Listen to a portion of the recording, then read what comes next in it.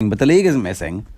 No, the league is. I mean, the league is not beyond the. Whatever about the Evan Ferguson hype train being run away. It's not a hype train. The Manchester United hype train. It turns out it's not a hype train. I'm objectively analysing what happened. Train de grande vitesse. They were playing very poorly.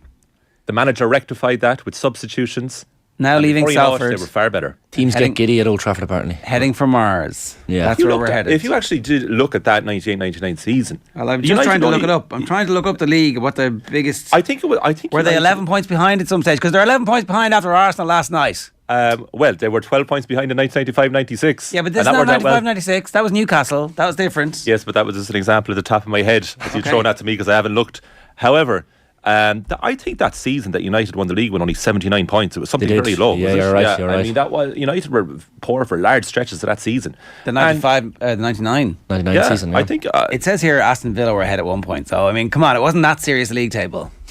Well, I mean, it was there to be contended like every season, and they contended it and they won it.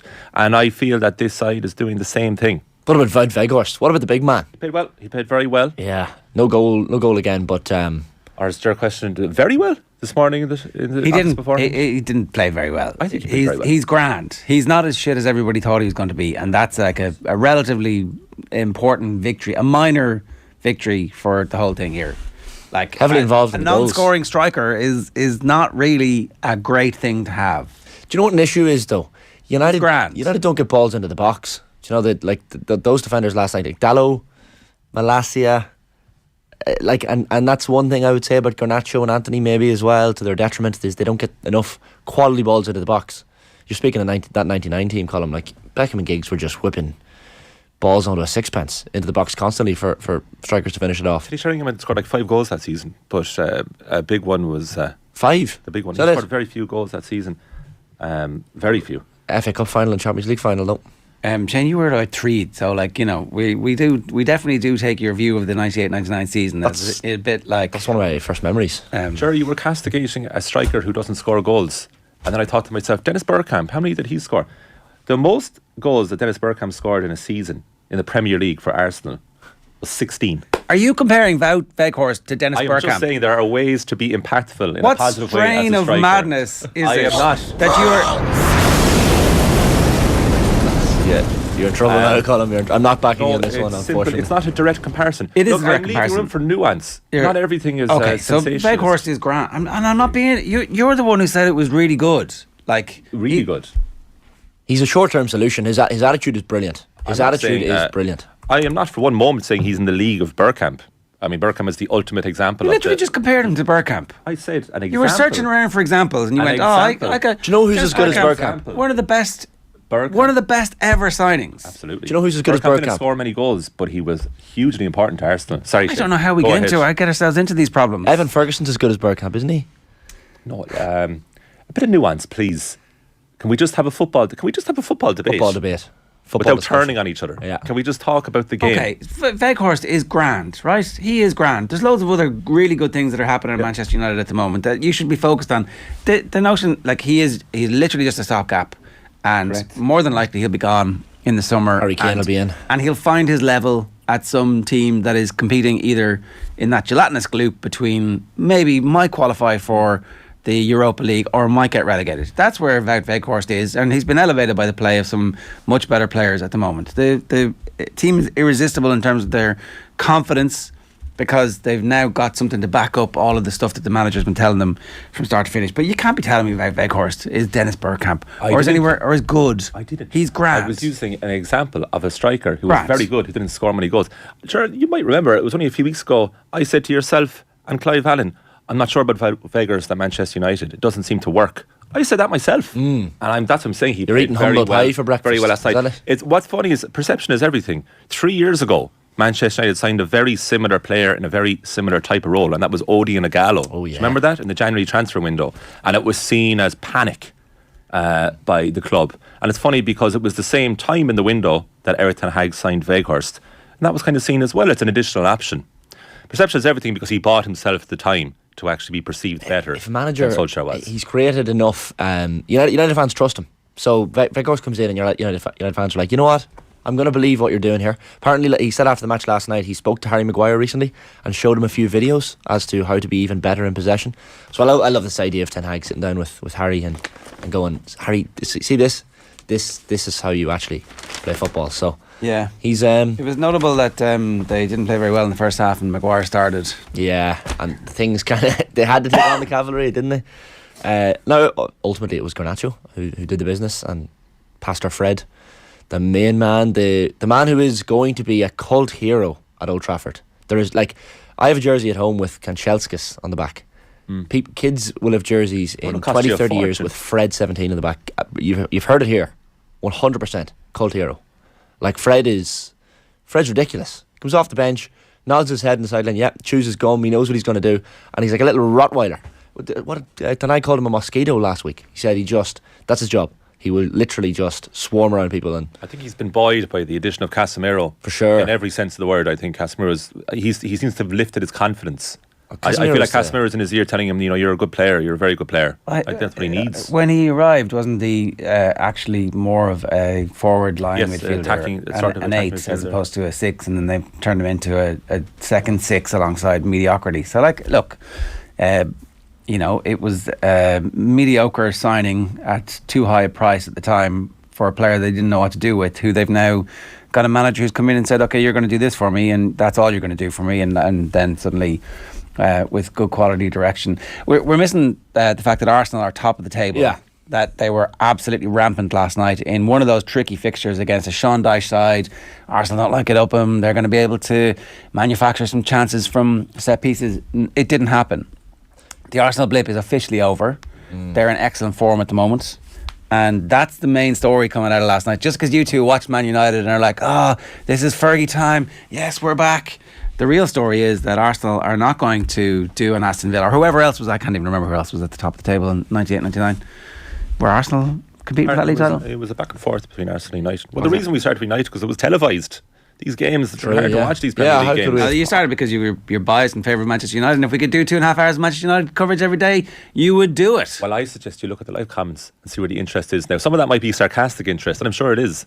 However, it is where to start. But Arsenal 5 points clear at this stage of the season. I did not think that was going to be the case. I thought just before the World Cup, this is good form by Mikel Arteta. He's bringing them along very nicely. I do think he's about 2 or 3 years ahead of the project that he would have in mind. I think they've been absolutely phenomenal this season. You look at Bukayo Saka, what a vital player. And if he doesn't sign that new contract, they'll be a bit worried. Yeah, he will, it's on the table for that's them. A title winning but squad, that finish last night, that swivel and smash into the roof of the net, that's a player playing at utmost of confidence. But I don't think it's a title winning squad just yet. I think that they actually need several other players, but they might be able to pull a Leicester on it. And it was like it was a rocket. Shit. It was a rocket. It was rocket. Squirt through. SpaceX rocket launched last night, by the way, to space with a few astronauts, 4 astronauts on board. Just class. Yeah. Do you think that Arsenal are going to win the league?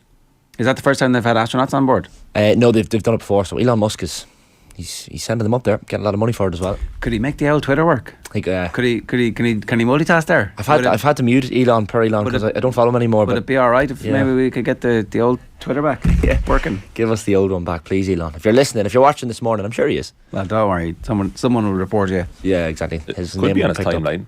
That could be. Zinchenko, brilliant last night, and the worry is that it all came down that left hand side, and Seamus Coleman is down that right hand side for Everton. He was taken off after an hour. Yeah. Look, you can't really be too harsh on Coleman. He's been very good of late. And speaking of judging people too soon, Darwin Núñez. We judged him. He said he's a second season player, and he was excellent, and involved in a lot of things that were good about Liverpool last night. So I think he got a hard time from the media. And we needed Liverpool to win. We needed Liverpool to start putting a bit of pressure on in the race for fourth. The race for fourth is going to be really interesting. Now Manchester United do have these cup distractions. Are they going to be one of those teams that are seasoned by victories like last night? Is that the type of thing that allows them to catapult forward in the league, or is it like competing on too many fronts because the squad's not ready for it? And Newcastle are out of the FA Cup, of course, as well, so they have the freedom to attack it. Spurs out of the FA Cup, although they have European football if they can get past Dortmund in their second leg. That top 4 battle is going to be fascinating. Liverpool now, 10 points out of possible 12. They're 4 unbeaten, 4 clean sheets, I think, as well. Yeah, 6 points off top 4. Yeah, they're coming good. They need a game in hand. They need to hammer it home on Sunday now at Anfield against Manchester United. If they can get a result there, they'd probably take a draw. That might sound a strange thing to say, given it's at Anfield, but I think given United's form, Liverpool would take your arm off for a draw there. I think Núñez, I think he's a fine player. I think the thing for Núñez is he had his nadir so early on, which was the Crystal Palace game at Anfield right at the start of the season when he got sent off. Yeah. And the Liverpool fans agreed with the decision basically in the large. I remember, I think we did a piece the following morning with Gareth Roberts, and there was no excusing it. And then he also seemed a bit erratic, and his finishing is still a bit so-so. But technically, I think Núñez is a really good player. Like Paul Tierney had a mare last night. The referee, he disallowed the Núñez goal in the first half, but you could Nelson Semedo pushes Jota into Max Kilman, and it's clearly not Jota's fault. He ends up fouling, I think it is Kilman, but like he was forced to foul him by being pushed essentially. So I'm pretty glad Wolves got beaten, I have to say, because Nathan Collins isn't in the team at the moment, and them conceding goals and not being great at the back is good for us, because Nathan needs to get back in that team and play a bit of football before going up against Mbappe. I have a soft spot for Wolves now after visiting Molineux last week. The only bright spark about Wolverhampton. So the snooker was on in Molineux? Well, it was on in the Aldersley Leisure Centre, but right. we went for dinner. We were staying very close in I'm not going to say the name of the hotel, but it was a flea pit, as close to purgatory as you could possibly get on planet. Like the Monaghan bus station. Like the Monaghan Town bus station, which I'm led to believe has undergone some improvements. So apologies to the staff. You could, you could help people avoid it in future if you wanted to. Like you could do a public service here by saying, don't stay in this hotel. True, yeah. It's called the Red Wings Hotel. Okay, it's in Wolverhampton. Right, don't go there. You can go there for a match because it's very handy for Molineux, so it's close by. For one night, it'd be fine. But Fabinho, what was Fabinho doing in that challenge? He's like, and he started complaining. He thought it should have been a yellow for the Wolves player. It's becoming his calling card, isn't it? Filthy. Yeah. Shocking challenges. Filthy. First he tries to target our own Evan Ferguson, and then he tries to do a Wolves player last night. But yeah, Mo Salah smiling, Jota brilliant, Tsimikas very good. So Liverpool are feeling themselves as well at the moment. Good win. Well, they have genuine strength in depth now. The players are starting to come back from injury, and Luis Diaz, of course, has to come back. Yeah. Forget about Diaz and his brilliance, but you can't see a world. Maybe Bobby Dwyer might disagree, or John Duggan later on in the show, where Tottenham actually do maintain that fourth spot, because there is a kind of, it feels like a lack of commitment to the whole season with everything that's going on there, and I can't see a world where Liverpool don't finish in the top four with 14 games to go for them this season. But the rest of it is going to get very interesting, because Newcastle have really fallen away, and not just that League Cup final performance, but before that they've only won one league game in 2023. Then you're really thinking it's just the order of the top four, and then you can't take your eyes off Arsenal. Like they've won 2 more games than Manchester City, and they've lost 1 fewer with 13 games to go. We're in the business end of the season here, 5 points clear, and at the same time, and this is not trolling, I just can't see Manchester City not winning the league, but maybe I'm just used to it because they've won so many recently. No, Arsenal. I just don't know if Arsenal can maintain it. Of course they can. They've already proven it. They have absolutely proven it all the way through the season so far, but in the absolute final stretch, you remember it was only last May when they lost the North London Derby, and then they went to St James's Park and got comfortably beaten by a Newcastle in its infancy in this new era. And Granit Xhaka came out afterwards and lamented the Arsenal attitude. Now, it's improved immeasurably this season. Martin Odegaard has had a big part to play in that as the captain. But I wonder, is there a mental capitulation ahead of Arsenal, or have they learned from last season? Could be one for City. Mistakes? City haven't been perfect. They've been far from perfect. Absolutely not. They really haven't. They've another stinker in them, I'd say. But yet, they have the muscle memory to know how to win titles. Yeah, but then you look at the likes of Rico Lewis, who's in the team constantly, doesn't have that much experience of these. But he has experience around him. Yeah, he does, of course. But like Arsenal have title winning experience, and like in Arteta for a start. It's not quite the same. He wasn't. I know. He wasn't the big dog. I think Arsenal have proven time and time again, and Martinelli's coming good. You said Odegaard, Saka, Trossard brilliant as well. What an addition he's been. Jorginho and Partey in midfield. They have got options. This Arsenal team won't be far away. The good thing, if you look at their fixtures, Arsenal coming up, so they have Sporting in the Europa League next week, but after that then they're away to Fulham. Not bad in Craven Cottage, Fulham, but Arsenal should win that. Then they have a return match to Sporting. At home to Crystal Palace, that should be 3 points. At home to Leeds United, another 3 points. 9th of April, lads, Anfield. Now that'll be interesting. After that, then they're away to West Ham, home to Southampton. That Anfield game is far away, like that's a full month. You're feeling very confident about life if you're still in the situation they're in at the moment. Let's get to some of your comments. I might be wrong, but didn't Manchester United come from behind almost every other week under Ole, says Super Ken 354. I mean, there was certainly a cavalier attitude to game management that did involve them going behind a lot. But I mean, that was exciting to watch Manchester United in that era. Noel Cahill, United talk again. Jesus Christ!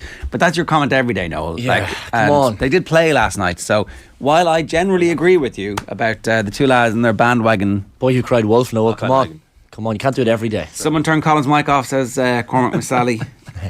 And then someone was quoting me from yesterday, Michael John Harris, Ger on today's United hype, but also, sure, isn't that what football's for? Losing the run of yourself. Ger Gilroy, yesterday's OTB Thank you AM. for that comment. Absolute fact. What do you say to that, Ger? Well, I say that Wout Weghorst, aka Dennis Bergkamp, that's the bit where you're like, no, stop. Wout Weghorst, aka Evan Ferguson. Stop. Just have a little bit of comparative analysis. John did say yesterday Tottenham were going to win the FA Cup. So he did, so we were to talk to him about that a little bit later on. Yeah, so that was unfortunate for him. This is it. Shane Corcoran says Wout Workhorse. That's it. That's very good. Yes. That's very good. Come in. Yeah. If he gets to go to Anfield on Sunday, all of a sudden, you're welcome back any day, Shane Corcoran. That's what we're looking for, right? Not this stuff. That's what we're looking for there. Level Shane. to the comments. Dennis Bergkamp, Wout Workhorse. Good man. Oh yeah. The Liverpool chat is getting boring, says Richard. Why? What's getting boring? More Liverpool chat. Darwin Núñez needs more coverage, says Andy Jennings. Again, I suspect he's being sarcastic. Can't keep everyone happy, can you? Yeah, my sincerity amateur is alive and well here because I'm trying to decipher who really means what they say. Can everyone clarify in the comments if they're genuine comments or not? Because we will read them out in the tone that we perceive. Should we have talked for longer there about Everton? Should we have talked for longer there about Spurs? We're not going to keep everyone happy. Everyone wants their own club to be discussed perpetually, and that's just not the way the world works. Everyone thinks they have the prettiest wife at home. It's true. Arsene Wenger's best ever quote. That's a great one. It's 7:50 this morning. Here's what's coming up between now and 10 o'clock on OTB AM. Daniel Storey is going to join us at 8 o'clock to talk to us about Manchester United and specifically about Casemiro. Maurice Brosnan is going to join us at 8:20 to look at Division Two, which is genuinely Hell's Kitchen at the moment, especially if you're a fan of one of those teams who's staring down the barrel of the Tailteann Cup. Virtual Insanity at 8:40 is coming your way with John Duggan. We may also talk about Spurs. Vinny Perth is going to join us for a new regular League of Ireland slot at 8:50. Fergus Dowd is going to talk to us about the Debenhams strikers. It's tangentially linked to sports, so get your complaints in now. Stick to sport, blah blah blah. Screw you. I cycle past the women picketing outside Debenhams every day during COVID, and they're absolute legends, and there's a movie out about them this weekend, so suck it up, kids. And then Caroline Bridgeman from 9:15 is part of that conversation as well, sorry. And then I don't know what's coming up at 9:30, but I'm sure it's great stuff. It's 7:50 this morning here on OTB AM. We'd love to hear from you. 0879 180 180 is the WhatsApp number if you want to get in touch. So, yeah, Tom Brady here. We had a news article that came through yesterday, Ger. I don't know if you saw it. I've decided instead of going to Fox Sports straight away, I want to get into stand-up comedy. You'll notice that I don't have a Tom Brady impersonation. It's just a generic American accent, but that's all we got. 350 million quid. You're postponing that for what? Vanity? You know what? I gotta say. Yeah.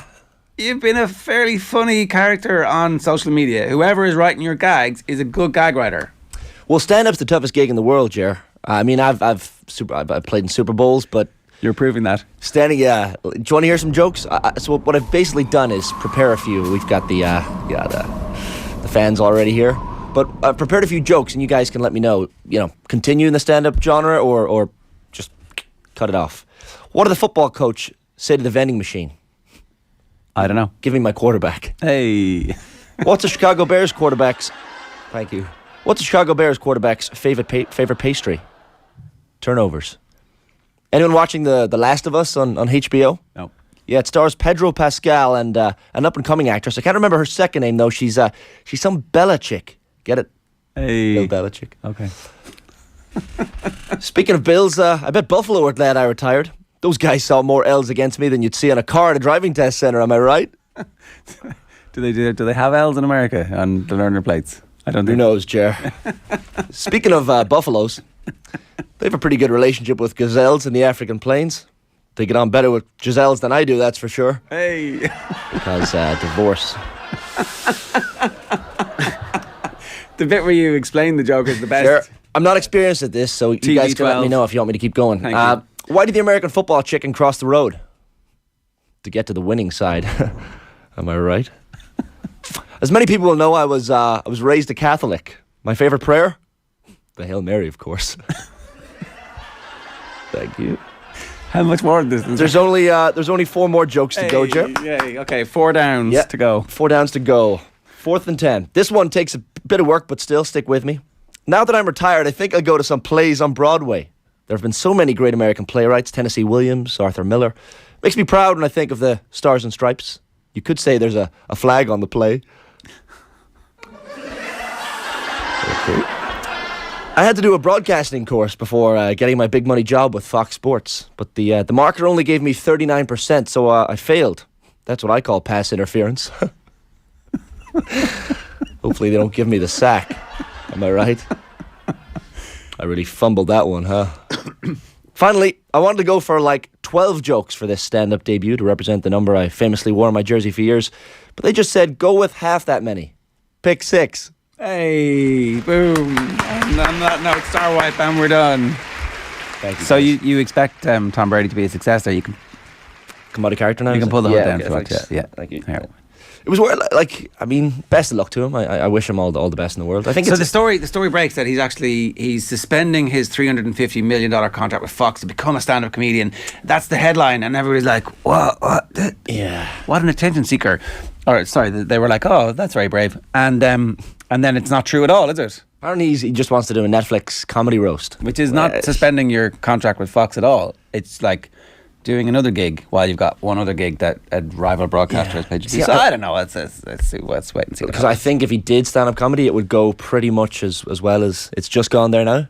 Like I think I can't. So I didn't realise this, but most of the stand-up comedians are having people write gags for them. So he's So it's all about delivery, is what you're saying. And like he's been in the public eye for 20 whatever years and has been doing press conferences, and I'm sure could, like, with a bit of coaching, seems like a coachable chap. Maybe, yeah. I think if anyone's coachable, it's Tom Brady. He could obviously pay the best gag writers. So, like, is it beyond the bounds possibility that he could put together? And also, when you think about it, if he goes and starts doing shows in Boston and maybe in Florida, there's going to be a lot of people who think this is Tom Brady. I'm going to laugh at him because it's already funny. You know, like yeah, possibly they're going to buy tickets anyway because it's going to go. He's not going to be held to the same standard as a common or garden comedian who's fighting their way up, and also he's going to have access, as I said, to good material. Yeah, like I don't know.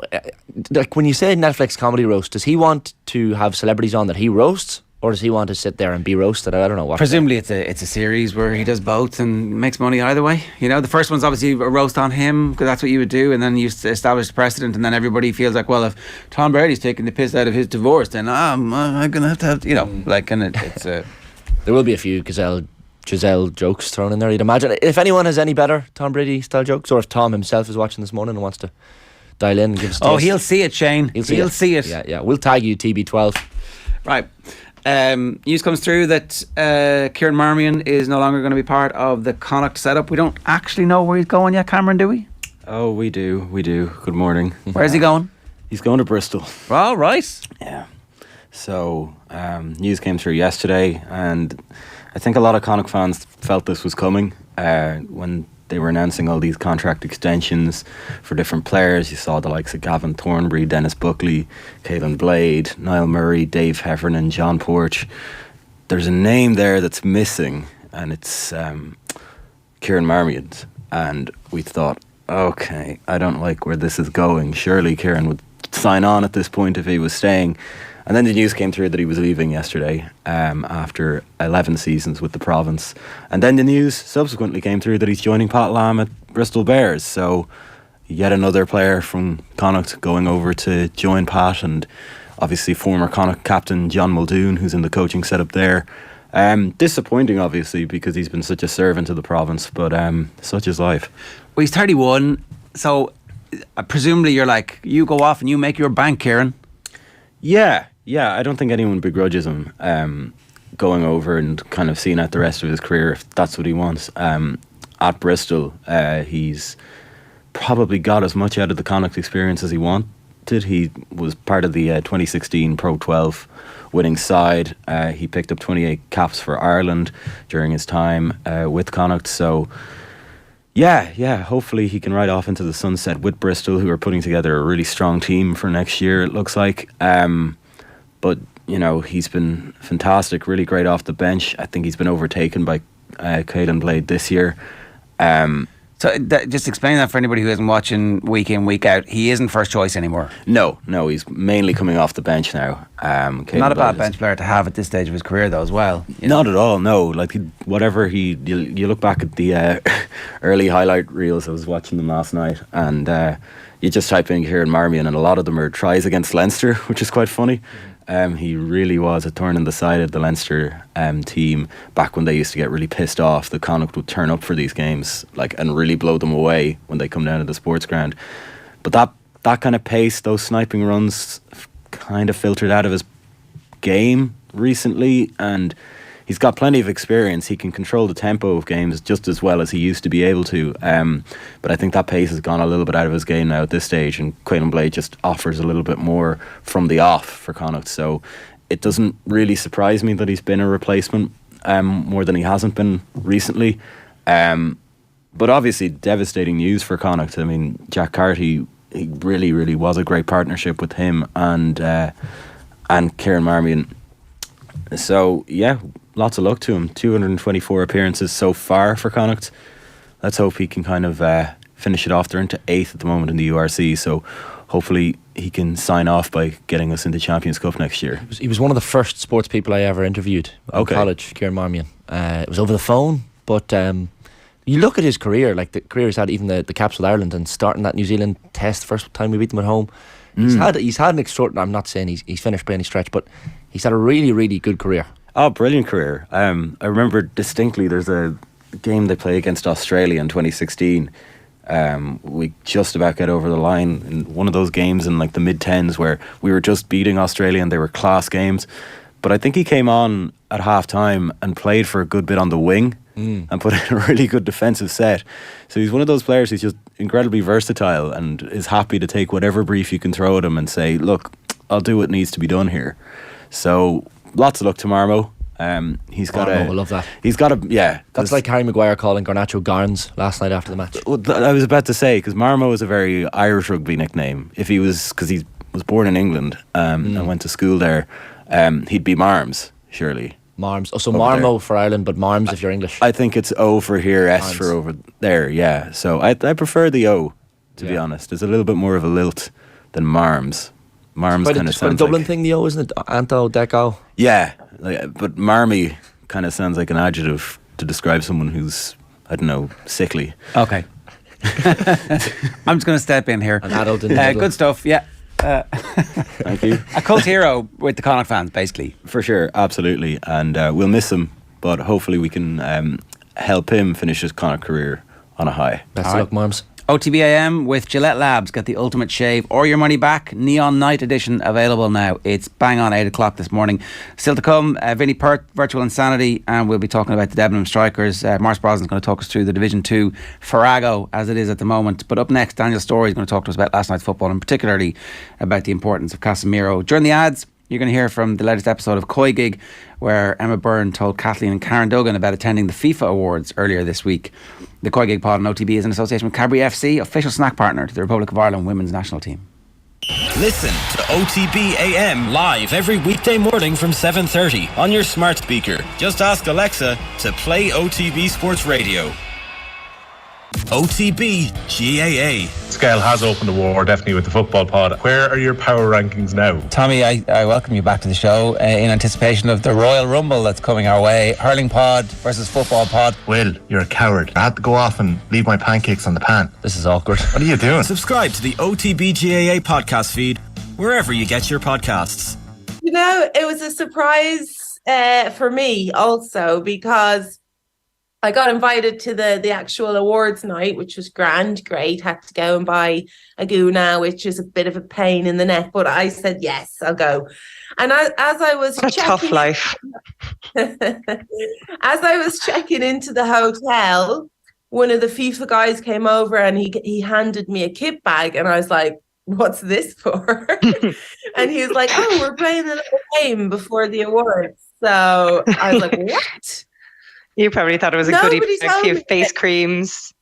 Little spa package. I was hoping, no, there were goalkeeping gloves and shin pads, and I was like, oh my God.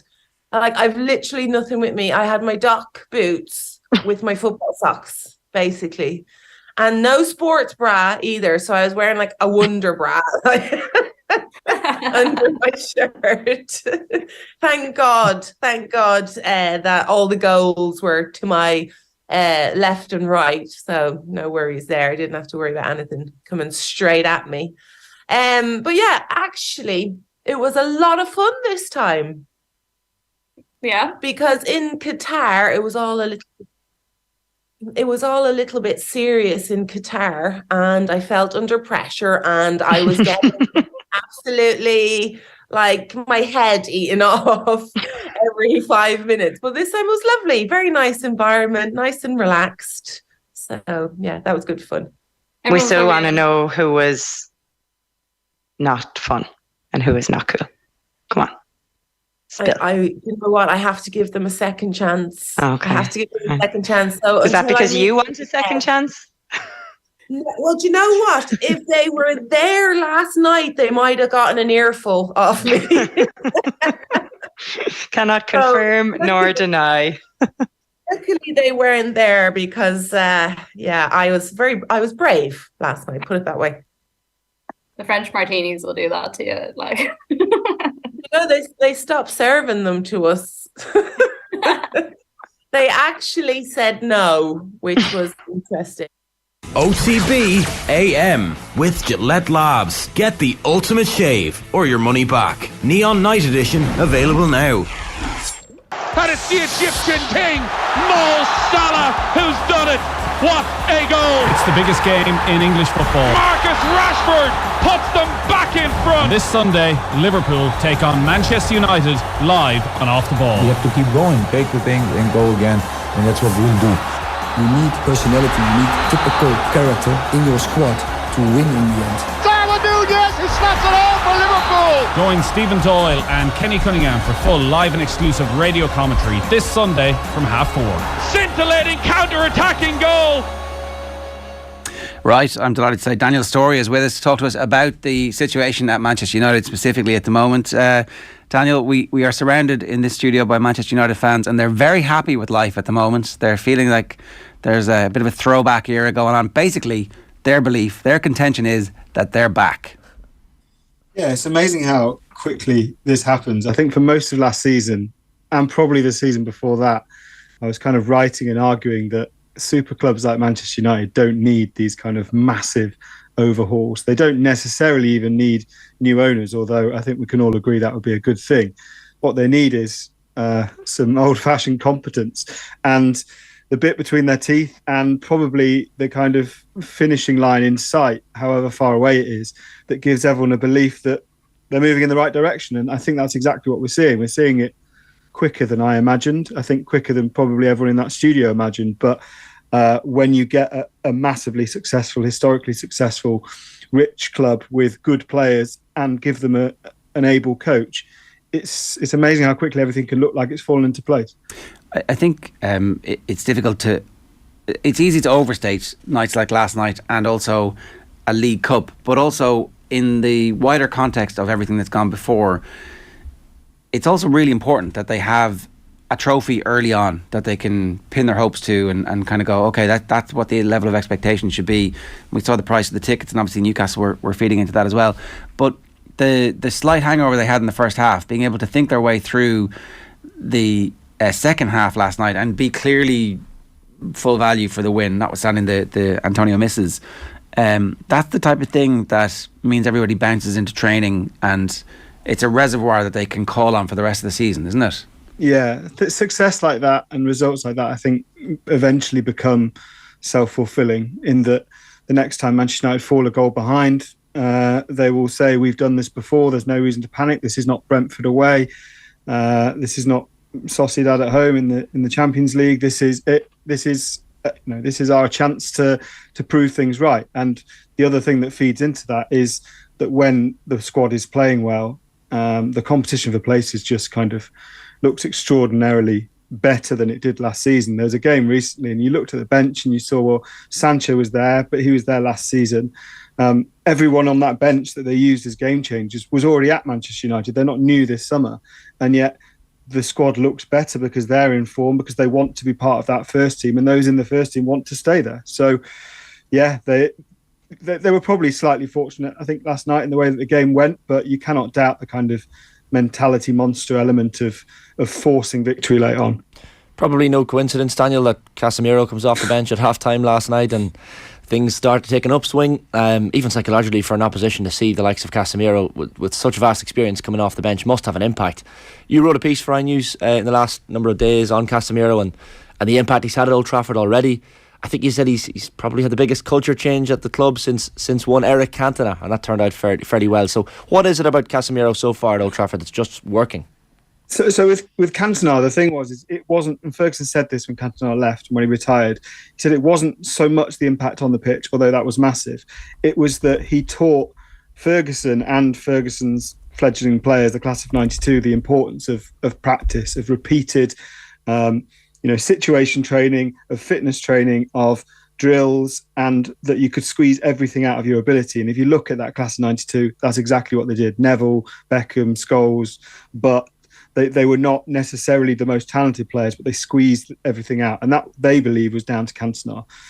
With Casemiro, I think it's this desperation to win. When he joined Man United, I was a bit circumspect, not because I didn't think he was very good, but because I couldn't really work out why he was there. Manchester United were a mess, and it wasn't an obvious fit for him, having won the Champions League. But he basically saw it as a chance to make Man United again. And the kind of the demonstrable hunger he has to do that is, I think, shared by nobody else currently at Manchester United other than, it seems, Erik ten Hag. And Casemiro seems to have found a kind of kindred spirit in ten Hag of this, like, fighting for the millimetres, he calls it. And ten Hag has certainly found a kindred spirit in Casemiro. Just to remind everybody that when he signed the first couple of games where it looked like he had been fit because he'd been playing for Real Madrid, he didn't go straight into the team. There was a couple of games where it was like, Casemiro is available but not selected. What's going on here? And so obviously Ten Hag has just carefully husbanded the available resources and was obviously, I don't know what was happening there. If it was just like an acclimatisation, they were having discussions and they hadn't quite reached some kind of deep understanding, because the natural thing to do was, like, we're getting battered here by very mediocre teams, that you're going out there and you're playing 98, 99 minutes. Yeah, I think so. I think, I don't know, but my reading of the situation would be that Ten Hag pretty quickly realised that Casemiro is exactly what he wanted. We should remember that Manchester United spent most, if not all, the summer chasing Frankie de Jong. So Casemiro was not the number one option. He was a very happy accident, in fact. And we don't know how de Jong would have worked out, but if he'd have done better than Casemiro, then United would have certainly been in a title race. I don't think he would have done better. I think he would have taken longer to settle. So I suspect there was a bit of an acclimatisation period where they realised it wasn't the player they were planning for. They probably wanted to keep Casemiro out of that firing line when the team was playing badly. There were enough things, I think, that Ten Hag was trying to work out without working out a new central midfielder as well. And as soon as he slotted in, they looked brilliant. They've lost 3 league games, I think, since Casemiro started playing in the team, and he only started one of those. So, yeah, the impact is so obvious. It's actually a little bit forgotten about now in the narrative. The whole transfer saga was not about this guy. This was like a completely left field. So maybe the whole better to have a lucky general than a good one. If Ten Hag is going to be lucky for a couple of seasons, then that's great too. Yeah, I mean, it's about, he would say, and he's probably at the benefit of the doubt at the moment, that it's about, football management is partly about proactive work and planning for opposition and planning for problems, and partly about reactive work, which is when something changes, it's how quickly you react to that, because he will know as well as anyone that 2 or 3 bad results at a club like Manchester United in a row, and the pressure is on, and the pressure was on at the start of the season. We had the whole kind of Eric 10 months thing when he was joined, and people were quickly changing that to Eric 10 games after the Brentford defeat. But his ability to react in that situation, and yes, obviously have a player like Casemiro to come into the team, but it goes beyond that. It's the way he's guided certain players, it's the culture he's instilled in the dressing room, the kind of this idea of discipline, the dropping Marcus Rashford 2 hours before a match because he was 10 minutes late to the pre-game meeting. these sort of things make a difference, and they sound a bit twee in hindsight, but they really do make a difference. You're dealing with human beings here, and they are all very good players, but he is motivating them in a way that the last 2, 3, 4 managers haven't. Maybe I'm not following the right accounts anymore, but I do remember there was pictures coming from training of who had won the five-a-side when Solskjaer was there. I haven't seen those. I haven't heard any gossip about people being cliquey. I haven't heard any of the leaks that were coming from the team over the last 4 or 5 seasons. Now, loads of players who have media empires are no longer part of it, but there are loads of players who were there who are potentially disaffected, who for whatever reason aren't having their agent stories appear in the newspapers. Yeah, and to move on from the very obvious thing I just said, footballers are human beings, and they don't. If you're a professional footballer, you want your team to win. You want to be playing, and you want your team to win. And for that to happen, you want a culture at your club that makes you feel valued. At work, in our place of work, we all want to feel valued. We all want to feel like we can make a difference. We want to feel like the people directly above us care about us, and we want to feel like the people around us, our peers and ourselves, are all working towards the same goal. It sounds very simple, but I think at a football club with this kind of massive politics, particularly, as you say, with some of the egos they had at the club, that became very difficult. And although it might seem like Ten Hag is a very complex manager tactically, he's relying on very simple principles of, I'm new here, I want it to work. Some of you are new here, the same. Some of you aren't. So tell me what wasn't working before, and let's work on a plan that does work. And that's ostensibly that's what he's done. It comes down to attitude as well, Daniel, doesn't it, amongst the players? I think of the likes of Garnacho, who had supposedly some attitude problems in training, which have clearly disappeared.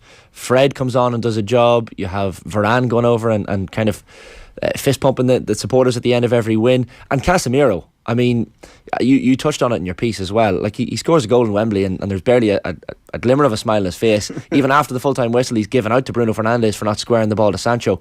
And the biggest cheer of the afternoon from him came when he shepherds the ball out for a goal kick. I mean, a born winner comes to mind as the phrase. Yeah, it does. And that sort of thing rubs off on players around you. There's no doubt about that. Again, to mention Cantona, I remember Roy Keane kind of saying, he walks in the place with his collar turned up and he's like, I own this place. Show me that you do too. Show me that you'll join me.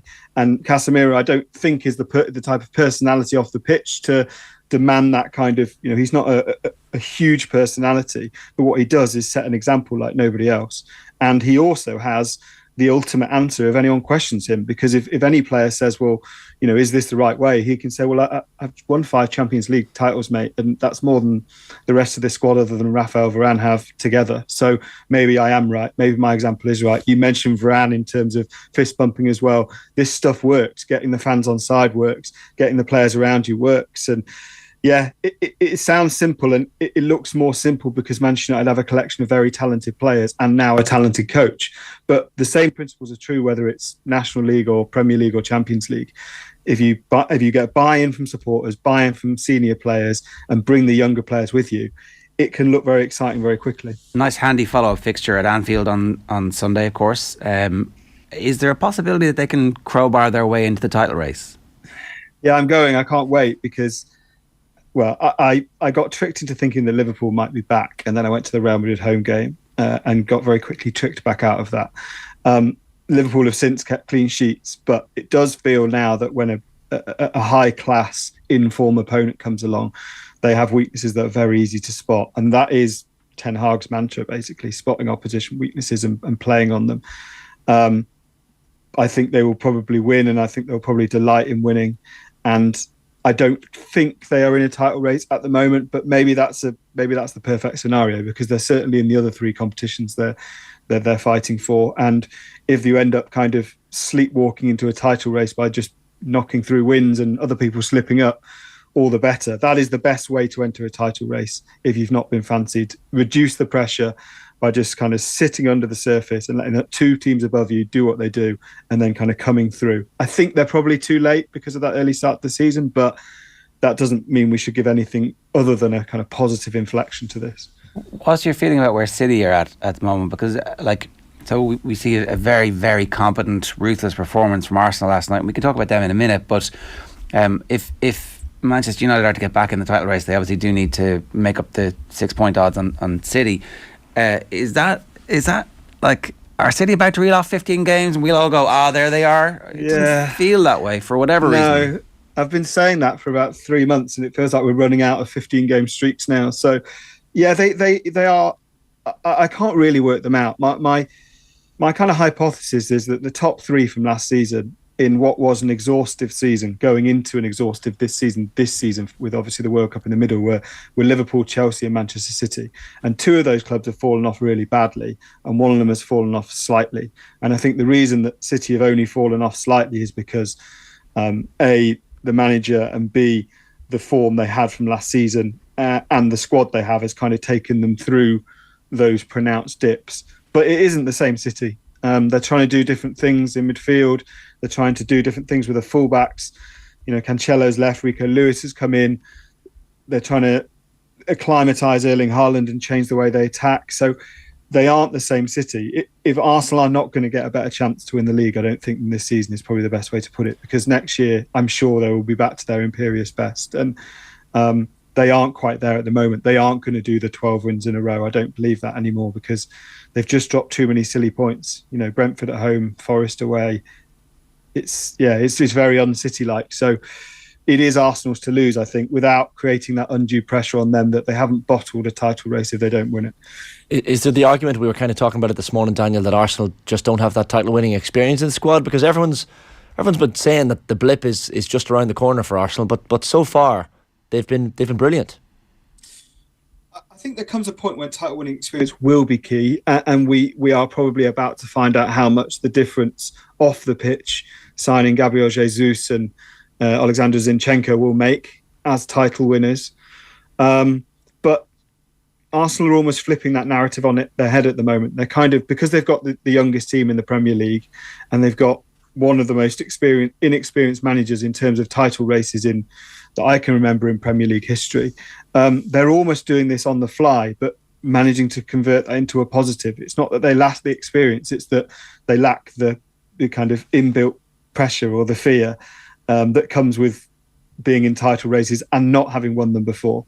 So they're fresh, they're new. They were fourth or fifth favourites at the start of the season. They seem to be still running on that kind of autumn vibe of just, our attacking players are better than your defensive players. So at the end of this game, we're probably going to have won. And somehow they're managing to absolve themselves of that pressure. It will come, not least in that City away game. That is obviously huge if City are within grabbing distance. But there's something very early Klopp Liverpool about this Arsenal team, in that they're able to kind of swat opponents away and only realise the importance of what they've done after they've done it. Do you feel Liverpool are, since that Real Madrid game you said you intended, do you feel like they're turning somewhat of a corner, or are they going to be brought back down to earth this weekend? Because we're seeing performances from the likes of Tsimikas and Jota. Salah has a smile on his face as well. The last 3 or 4 games have been, a little aside from the Real Madrid game, have been more encouraging for Jurgen Klopp?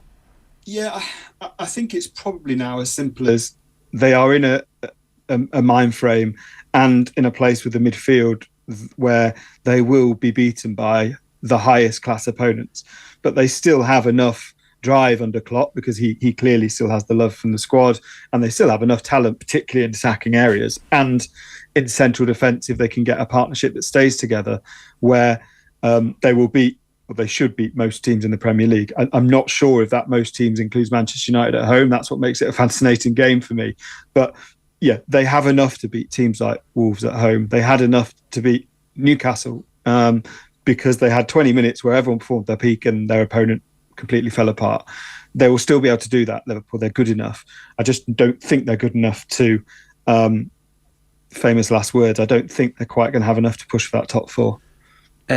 From a tactical perspective, how does Ten Hag attack? So the weakness in midfield that we all believe Liverpool have at the moment, how do you get at that with his current crop of players, Ten Hag's current crop of players, I mean? So what I think Ten Hag will do, and what he does a lot, is he talks about counter pressing, which is basically when you lose the ball high at the pitch, try to win it back within a period of time with these kind of there's triggers. So when one player gets the ball, everyone will know. Let's say Virgil van Dijk gets the ball at feet, everyone will know where they're running. When Alisson gets the ball to feet, everyone will know where they're running. If you look at that Real Madrid game. I mean, there was a very obvious error from Alisson, which came from being pressed. But in general, again, against Crystal Palace last week, you saw Liverpool players defenders looking incredibly worried under pressure, not really knowing where their next pass was, not knowing who was going to be available. And the Liverpool we knew as a very successful outfit knew their next action. They knew where the next pass was going to come from. And that stems from confidence, from players, let's say Fabinho, not being quite at it, and so maybe not demanding the ball in those tight areas because he's afraid of losing it. So that will be what Ten Hag says. He'll say press up the pitch, force errors, because as soon as you force an error for a goal against a team at home in a big game, you kind of put the fear of God into everyone. You scare the crowd, you scare the player who's made the pass and the next player that's receiving the pass. So I think it'll all be about that pressure off the ball. And to make a very obvious point, that's why not having Cristiano Ronaldo in this team works better, because it's a real team ethic in that attack in terms of the pressing. Can I just ask you briefly, Daniel, about the relegation battle in the Premier League? So we're currently looking Southampton in 18 points, rock bottom, Bournemouth 21 points, and Everton 21 points, with Leeds just outside the relegation spots on 22. Bad result for Sean Dyche and Everton last night. I know Nottingham Forest are a team you followed closely as well. They're up to 13th. They have a lot of teams in the rearview mirror, but still, they're only, 4 points above relegation. And you look at that game this weekend, Sunday, 2 o'clock, Forest at home to Sean Dyche's Everton. I mean, there are some big games coming up. How do you see the relegation battle playing out? Yeah, as a Forest fan, I've kind of labelled... We've been dreadful away from home. We scored 3 away goals in Premier League this season. The record is low as 7 by Norwich, and we're hardly closing down on that at the moment. So the home games, the home games are massive anyway. And you look at Forest's record at home, and it's brilliant. They haven't lost since October in the league at home. They've beaten Leeds, they've beaten Palace, they beat West Ham back in August. So yeah, this is vital. If Forest win this, they're 7 points above Everton with a game in hand, and the reality is those teams aren't really picking up enough points elsewhere. But if Forest lose that and suddenly they become unstuck at home, then I think they go down, because they're just not doing anything away from home. Everyone above Everton is looking at Everton, Bournemouth and Southampton and saying, please let you be our 3. Please let you not pick up enough points. Because for various reasons, there's an awful lot of teams, and it goes above Forest to, even to Palace, that are creaking and are just kind of desperate for the season to be over. And we're in early March, but we've still got 14 games left of the season because of the World Cup. So there's 35-40% of the season to play now, and yet we're looking at it as a kind of the longest home straight in Premier League history. It's going to be very interesting to see who ties up. Daniel, great to have you with us. Thanks a million for joining us. Cheers. Cheers, thank you very much. Enjoy the game on Sunday as well. It's Daniel Storey there, chief football writer with iNewspaper. It is 25 minutes past 8 this morning. If you want to get in touch, 0879 180 180 is the WhatsApp number, or you can leave a comment on the YouTube stream. Follow us at Off the Ball AM, or of course we're on Instagram, as are all the cool kids and influencers these days. OTB AM with Gillette Labs. Get the ultimate shave or your money back. Neon Night Edition available now. We're turning to Division 2 in the Allianz Football League. It's a deep dive. Maurice Brosnan of the Irish Examiner is with us. Maurice, I was trying to make the case in my head that this might be the greatest Division 2 of all time. The Dubs, still the remnant of the greatest Gaelic football team ever in Division 2. Derry, legitimate All-Ireland contenders in Division 2. Mickey Hart Louth, an absolute mastermind, one of the greatest managers of all time. The Meath story, because Colm O'Rourke's first season is there. Clare, under Colm Collins, the longest serving inter-county manager in position. Limerick, massively disappointing. And then, of course, the Magnificent Seven rides again. It's the second one, the lesser sequel, with the Kildare management team, who aren't quite doing what I hoped they would do. So, and it all matters. There's some team is going to end up playing in the Tailteann Cup who do not want to be there. Yeah, I love that energy, Ger. I couldn't agree with you more. Even just from just a slight tangent, but just to cover it from a reporting perspective, it's so much more enjoyable than almost anything else in Gaelic football. I just at the hurling last week. The less said about that, the better. I'm doing this weekend. I'm in the Hyde. I'm at Mayo Roscommon, and I was just thinking about it this morning. There's an element of, I wouldn't be one bit surprised if there's an element of shadowboxing in that game. As great as we all laud the league, but just given the nature of this season and the calendar, I think Division 1 has slightly been less than the small, but there is an element of shadowboxing within that. Whereas Division 2, just to report on, it is box office. Players are desperate to play.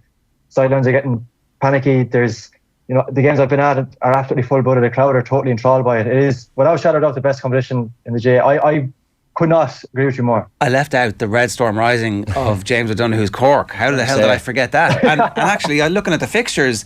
The Cork needs Dublin to beat Derry this weekend. But if they do, there's still a world in which Cork can rack up big scores and squeak into Division 1 next year. It would be okay. We don't expect it. It would be outrageous if that did happen. But Cork can look up as much as they have to look down. They can do, yeah. It does feel a small bit, doesn't it, that the width of a post, the Brian Hardy's late shot could end up scuppering them. That would feel incredibly consequential later on in the year. The thing that's interesting, Ger, is though, if you, rather than start with the leagues, if you reverse this, if Cork don't go up, for example, right, and you fast forward to, and let's say Clare have a nightmare run of games now, really. You know, they play Cork this weekend. The weekend after, I'm pretty sure it's Derry, and then they've Limerick. So, so it's feasible that they only end up on 4 points, and that would put them right in relegation trouble. But the caveat is that Clare play Cork again in the first round of the Munster Championship this year. They're on that side of the draw. How many times have we heard about poor Colm Collins? If only he hadn't been drawn with Kerry in a semi-final, they could have made it a Munster final. They're on that side, and that game then becomes incredible. Like that you're saying to Clare, there's still an avenue for you to make Sam Maguire get to a Munster final here. You're on the opposite side to Kerry. The significance of that game suddenly, I think, is really interesting, because that's where people need to start. Is that, you know, I'm not going to do it now, but pick your 4 provincial winners and your 4 provincial finalists and work backwards from there, and look at the options for teams like, I look at a team like Down as well, like Down on the other side Down on that side with Armagh, Antrim in a preliminary game, and then so it's Down, Donegal, Cavan, Armagh, potentially in a quarter-final, all looking for a chance to get to a semi-final, and then a final against Sam Maguire. Like, there's legitimate pathways for those sorts of teams that, unconnected to the league is what I'm saying, it's just given the nature of the draw, that even if for a team like Clare or a team like Cork, they could have come off this off a really promising league. Can you imagine if they lost that game? Like, how that would change the complexion of their season. I think that's a lot of people worried that the provincials will be lessened in this system, and to a certain extent they will be. But for teams like that, I think it becomes even more interesting. That Louth Kildare game this weekend in Louth, Maurice, feels like, well, what's the equivalent of a Gaelic 6-pointer, 4-pointer, I suppose. Like it's it's absolutely huge, because whoever loses that, all of a sudden, you might be staring the Talton Cup in the face.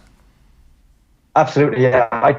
Especially for Kildare, I think this game is massive. It is absolutely huge. It's kind of crazy that they've found us in this situation. Part of me thinks Kildare are, I hate to do this, you know, Ger, I think they're the most interesting team in Gaelic football this year. Kildare, like any I talked about a second ago, could come off a disaster of a league and make their season in that semi-final against Dublin. It's not likely, but again, just when you look at the nature of the structure, it's there's an option there, basically, that they're on that side of the draw.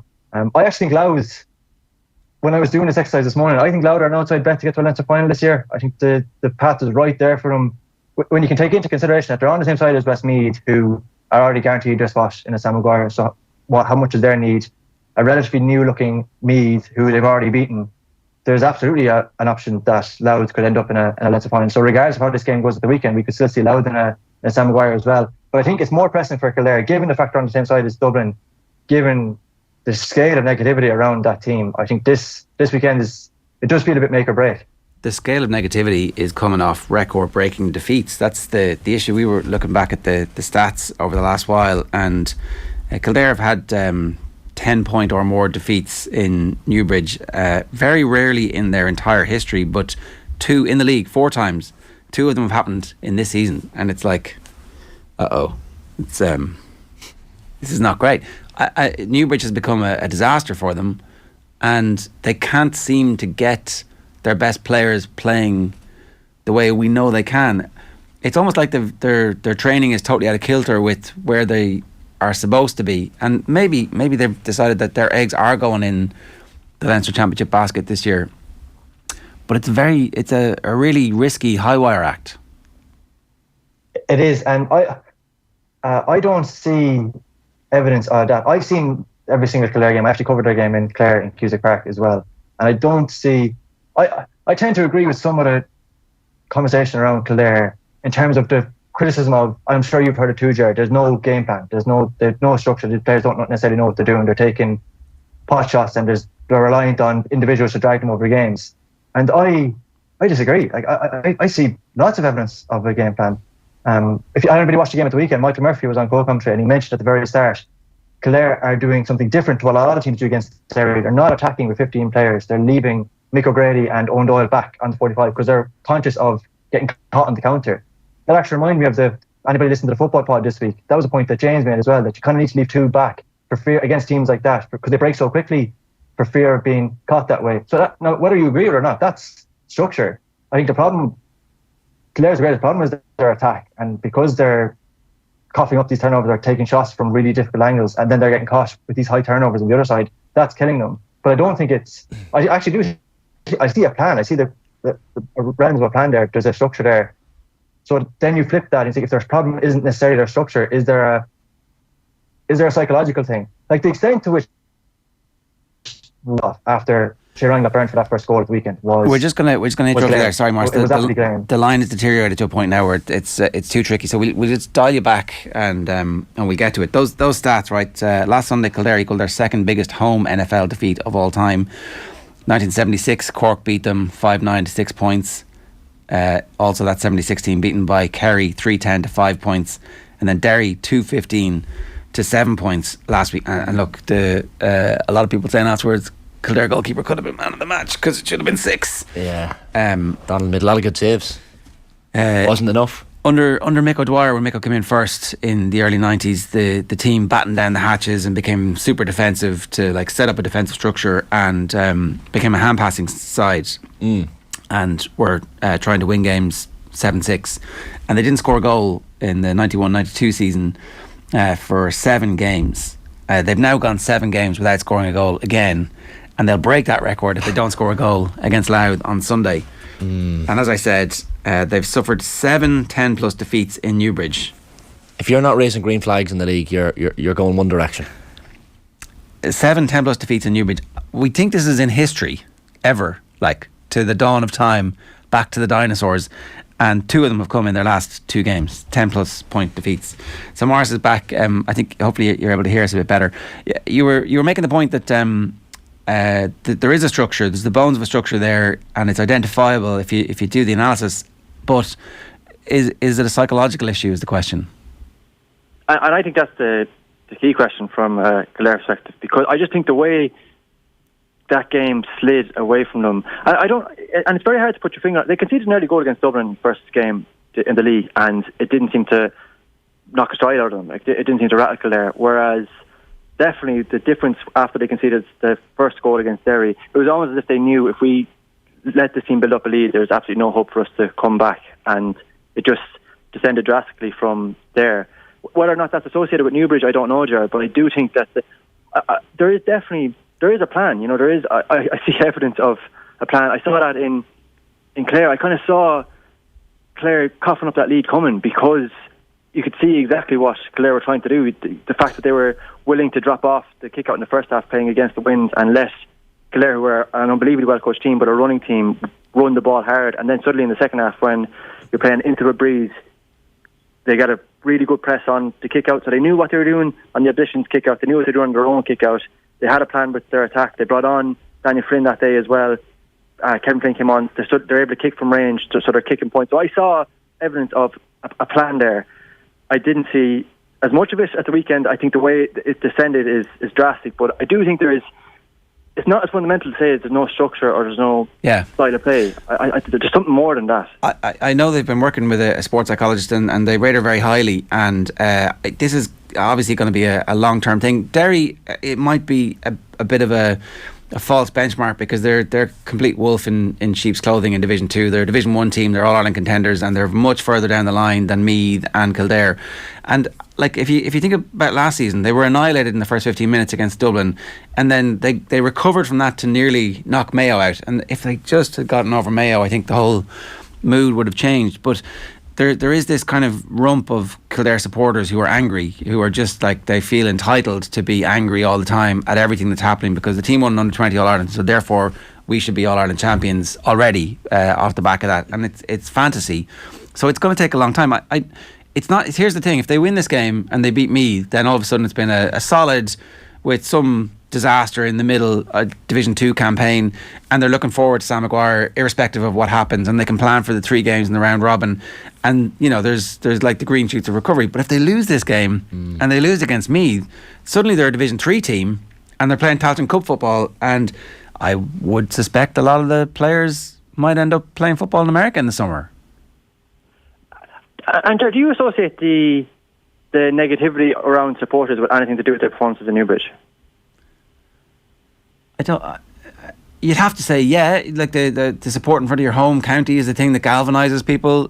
But like, I don't know. There's a clip doing the round from the player's voice where Niall Morgan is talking about the team being stopped by a fan in an apple green and being told, "Do you think I spent my money to?" I'm like, oh Jesus, maybe just fans of all counties are a bit wild. We all get territorial about our county, don't we? I mean, but do you feel entitled?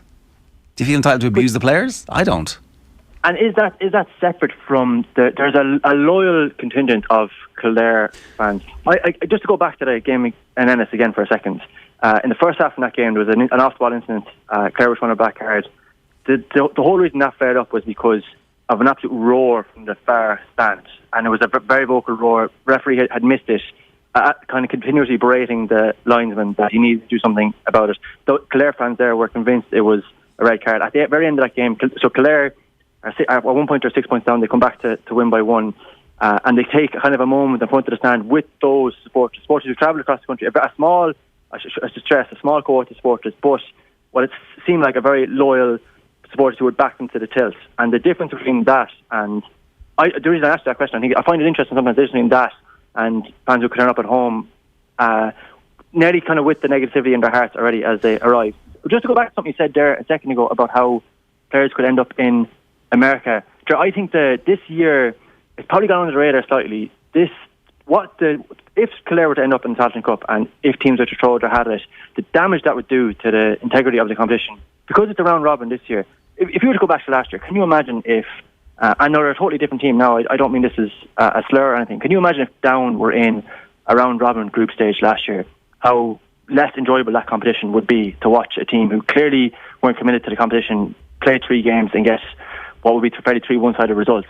If teams do that in the Tailteann Cup this year, it's a disaster for that competition. Like the competition as itself, the reason we liked that competition last year was because we got competitive games, teams seem to be buying in, but teams don't buy in, and we end up suffering 3 round robin because of the nature of this group, which everybody was crying out for. Let's not forget that managers were saying this is what we sold last year. So there is kind of an onus on teams to buy it to make this competition work, because the alternative is that it becomes still, despite the fact that we finally have tiers, it still becomes one-sided, uncompetitive games, which is exactly why we were all so frustrated by the championship in the first place. Yeah. It would be a heaping disaster upon disaster. So, look, I don't know. I do still have faith in the current Kildare setup. I do think that the fact that they came back against Clare, I do think the fact that they went down against Dublin and showed something suggests that there is still something. And I absolutely know from people who contact me that the management team and the players are still aligned, that there's no disaffected rump in the camp who are like, oh, this is a disaster. Like, that hasn't happened yet. So that's why this game is so important at the weekend.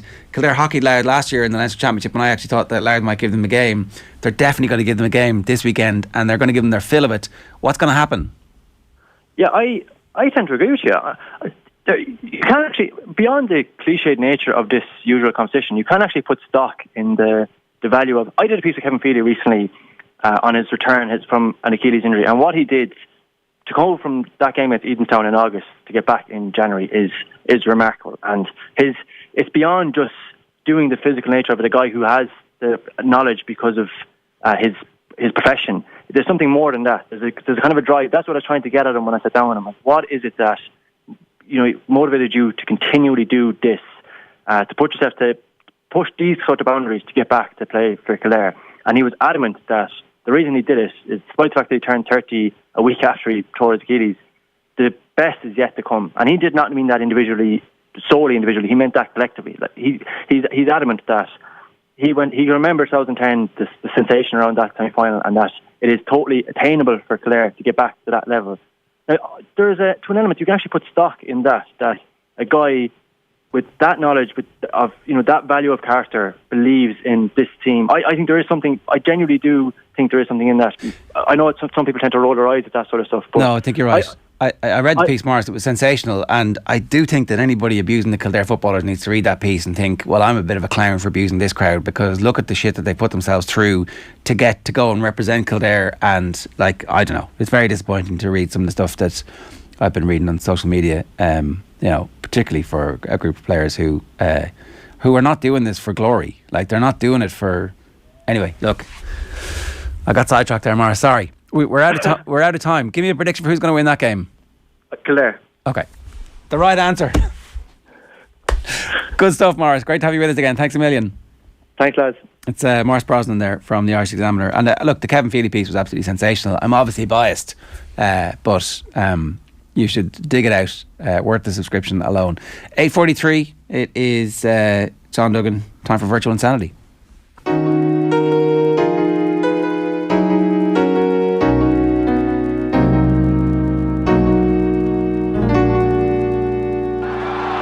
You have entered Power Drive. Oh, wow! JD. Colder than the Penguins in the Antarctic with this slot at the moment, but we can always get a bit of global warming into it. So we've got 2 tournaments that start today, and all of this is on the podcast network, on the Go Loud network, on the OTB section, that you can listen to the full picks for both tournaments. So I'm going to give you kind of a taster in this slot with the headline tip for the Arnold Palmer Invitational. It starts today. The comeback kid of 2023 is going to be the Orange man, Ricky Fowler. Working with Butch Harmon again, 50-1 for this, 4 each way. Tied third a decade ago in this tournament. He's won in Florida, where this is on before, at the Players' Championship in Bay Hill as well. He's not won a Bay Hill, but he's won the Honda Classic, so he's back working with Butch, as I said. 3 top 10 finishes and 8 starts this season, 7th in strokes gained approach. A bit like Jason Day, he's riding a wave of contention back into the mix of the top echelon of the tour. A great wind player as well, Ricky Fowler. I think the comeback is on, and I think he's a good each way bet this week at 50s. The other one is another 50-1 shot, Keith Mitchell, who's the best driver on the tour this season. So he hits the ball in the fairway, which you need to do with this tough course, Bay Hill, because a lot of rough, a lot of bunkers, a lot of water to be negotiated. 2 top 5s in his last 3 starts. First in total driving, keeping the ball in the fairway. 1 in Florida before the Honda Classic. Tied 6th in this in 2019. Tied 5th in 2020. What's not to like? Well, I suppose the fact that you got John Ram, Rory McIlroy and Scotty Scheffler all in this field. The other 3 that I picked are on the podcast network. For the Puerto Rico Open, the headline pick is Cameron Percy from Australia. 25-1. You can get a bit of that price each way, and he's one of the only players in this tournament who is in form. Tied 12th at the Honda Classic last week, and he's got 2 top 10s in this event in the last couple of years. So he's got recent form in this event and recent form in golf generally. So Cameron Percy, the headliner for Puerto Rico, where we the winner last year at 66-1 in Ryan Brem. Keith Mitchell and Ricky are the 2 for the Arnold Palmer Invitational. Remember, 4 Irish in the field: Rory, Shane, Seamus and Padraig. John Ram is 6-1. I'm not a gambling expert, but is there like just John Ram, just a little? Well, if you've been riding the surf on John Ram in the last couple of months, you wouldn't be sitting where I'm sitting right now. You'd be in Spain having a few sangrias for breakfast on your cornflakes. He's having a brilliant run. But what all these things? Peculiar picture of degeneracy. Well, there's many kind of shades of degeneracy that we can create mental images for. Sangria for breakfast is right up there. Yeah, falling into canals in Amsterdam, that'd be another maybe. Well, that's it. Or throwing pedal because it's my birthday yet. Throwing TVs out the window, which I felt like doing last night, I have to say, lads. It's back to Power City again this week, you know. We haven't talked to you about Spurs. You did slip in. Their name was in the cup yesterday. Yeah. Now, in fairness to you, you hadn't seen the team sheet.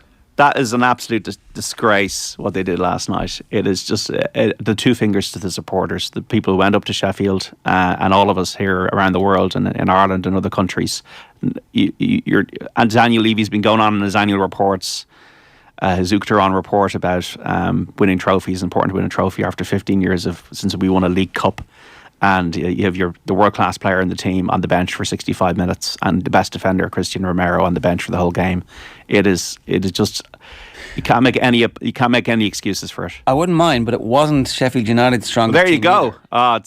Spurs were, what can you say about a team that goes to Leicester, gets humbled, then beats Man City and Chelsea at home? It doesn't make any sense.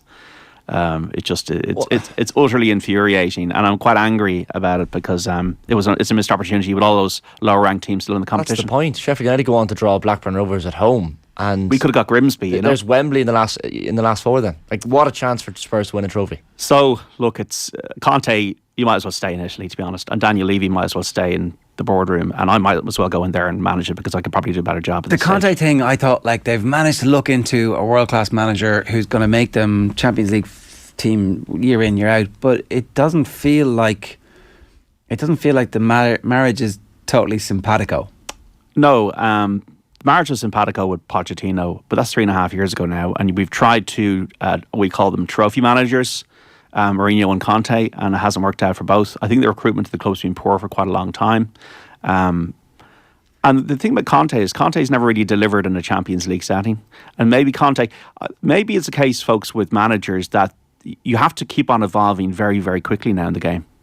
If it's Pep or if it's Guardiola or if it's Ten Hag or these, like Ten Hag apparently did an interview at Spurs and didn't go that well for him. So maybe you become yesterday's man much quicker than you would have been in the Ferguson years, for example. I'd love to hear about that Ten Hag interview because the stories coming out about the Man United interview are he absolutely nailed it from the start. Yeah.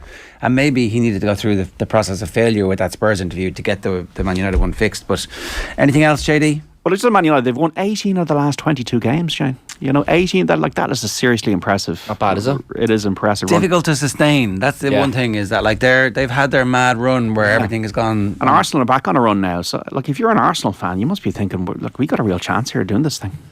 Does that make you feel sick, John, as a Spurs fan? I think being a Spurs fan alone makes you feel sick without even worrying about what's going on with the red side. And I suppose we've gone through a pain of Arsenal winning titles in the past. So look, what's another one for them? That's this week's Virtual Insanity.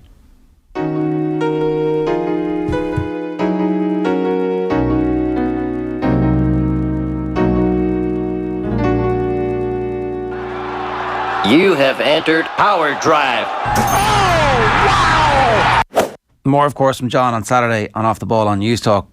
Kenny Cunningham here on last night's show talking Casemiro with Joe up next. Vinny Perth in studio. I think there's a bit of a illusion about him, Casemiro. Obviously, watched a huge amount of him play like everybody else. And I've never quite bought into this. He's been kind of tagged, isn't he? We always pigeonhole players in the modern game, particularly in midfield, don't we? All defensive minded is number 6, attacking number 8, or whatever. And Casemiro is almost a given in terms of he's been that kind of quarterback defensive linchpin, that number 6 behind Kroos and Modric. He's kind of the defensive linchpin. Yeah. And I kind of buy that to a point. But I've always felt his game, he was a more all-rounded midfielder than people gave him credit for. Maybe never saw a huge amount of that at Real Madrid because he didn't have to in terms of their kind of setup. But I always felt he was comfortable getting into forward areas of the pitch and had a pass, had a kind of clever little pass, and even finishing shots from distance and arriving into the box. Always showed enough to suggest that actually there might be more to his game. I think we've seen that since he's been at United. When he stepped forward kind of out of that midfield pocket into advanced areas, Joe, he's comfortable.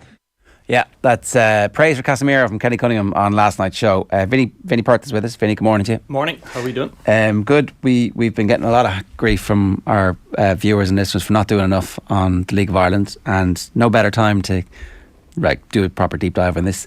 It's Rovers versus Derry, right? And we kind of expected this to be, top of the table already, 6 points, both teams on a run, but that's not the case.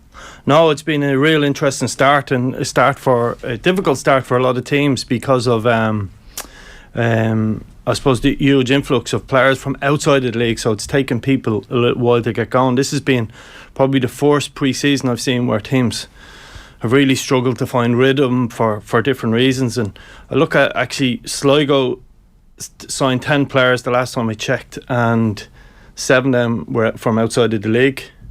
So that's like 70%. And John Mann came back from St Johnstone, but he was a Sligo player. And I think Dundalk, all of their signings have been from outside the league. So it's taken teams a little bit of time to get up to rhythm. And then when we look at the big game, Shamrock Rovers in Derry, I was at the Derry Pats game. Derry were, again, hadn't found the rhythm spectacularly, but Ollie O'Neill came in from Fulham on loan late. He played. Patrick McElhenney was sort of injured. Michael Duffy was injured. So it's typical start of season stuff, but what's happened at Shamrock Rovers been really interesting. They 1-0 up in the first game. Pico Lopez sent off. 1-0 up against Rotterdam. I was at that one. Probably should have been clear. And then the 2 centre-halves got sent off. So that's really changed the sort of narrative around this game this weekend, because Rovers play same way for the last 5 years. Back 3, almost 2 wing-backs and a box in midfield. They're without 3 of their centre-halves. Sean Horse seems to be injured. So what did he do? You need that for your back 3, yeah. Yeah, so that's fascinating, and I'm sure Derry will be sort of trying to work out, looking for bits of information of what Rovers are going to do the weekend. So that will be fascinating to see how that pans out. More red cards than points. Yeah, it's been interesting because they've been they've been a little bit unlucky. You know, some people have asked me, have they got a discipline? No, if this was a French rugby team, we'd be like, typical. But it's just a coincidence. Yeah, it is, because look, I think Lee Grace's tackle against Rotterdam when he's already got a yellow card is probably where his man just say to him, you can't make that tackle. Dan Cleary's a little bit unlucky, and Pico Lopez is unlucky the week before. It's just, I think Rovers keep 10 men or 11 men on the pitch in both games. I think they win both of them. They didn't, so it makes it for an interesting bang of early season refereeing as well, where stuff that maybe a little bit later in the season you get away with, and they're like they were going to establish precedent here so that we can. I think the only yellow card is, as I said, Dan Cleary's first yellow card for time wasting was a bit strange, but no, I think look, I think they were second yellows, and that's what happens. Shamrock Rovers dropping points early in the season is good for the league. That's my contention here, because we expect them to go on a run at some point. They've got the best squad. There will be a distraction in Europe, however long that lasts, but we would expect them to still be ahead of everybody else, given where the club's evolution is. Is that fair? Yeah, I think they're very clearly, in terms of squad wise, ahead of everybody else. I think people are expecting a title race with them and Derry in particular. And Derry have still a little bit to prove as well to be in a title race. I think when you look at most leagues, I feel it's won between the 10 and 5 games to go in the seasons, when it's really when the squeaky bum time kicks in. That's really the key to it. Sometimes it goes really deep. And last season Rovers had lost 5 games and drawn a lot more. So in context, for the few years previously that, like Dundalk winning leagues or Cork winning leagues, you might get away with 2, 3, not 5. So they need to be put under a little bit of pressure to test how good they are, that we all think they are. Gap early in the season last year, and they just kind of kept everybody at arm's length. So those defeats were never felt like, now we're going to see something.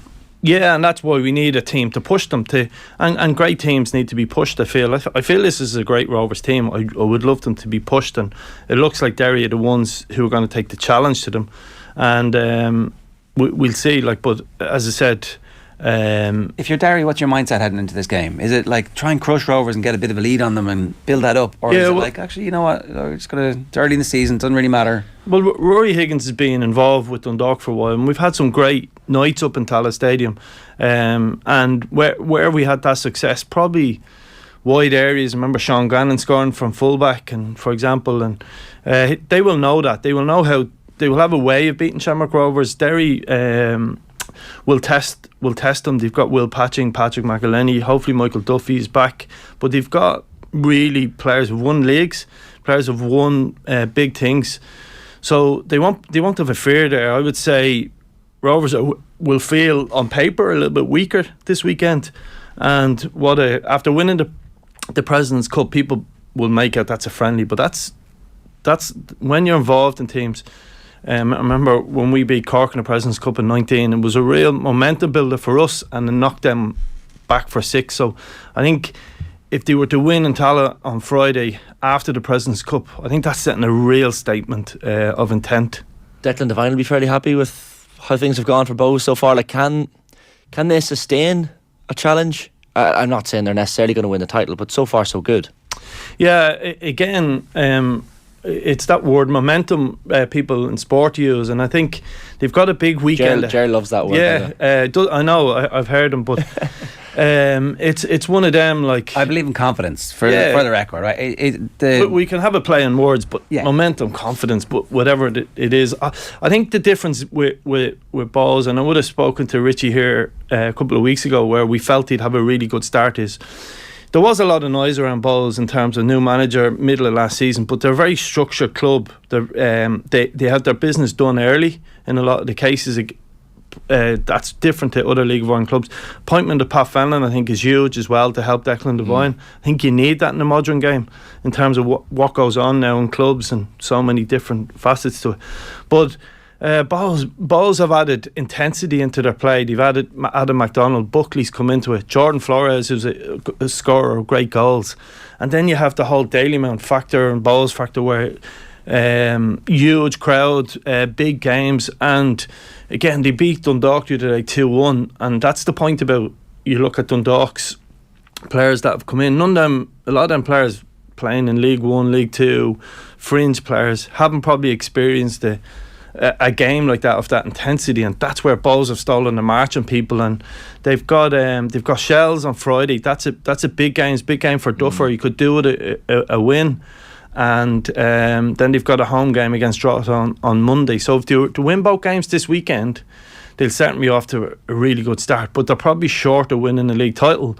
But I don't think they'll be stuck if they're thereabouts come the next transfer window to put their hand in the pocket and improve the team.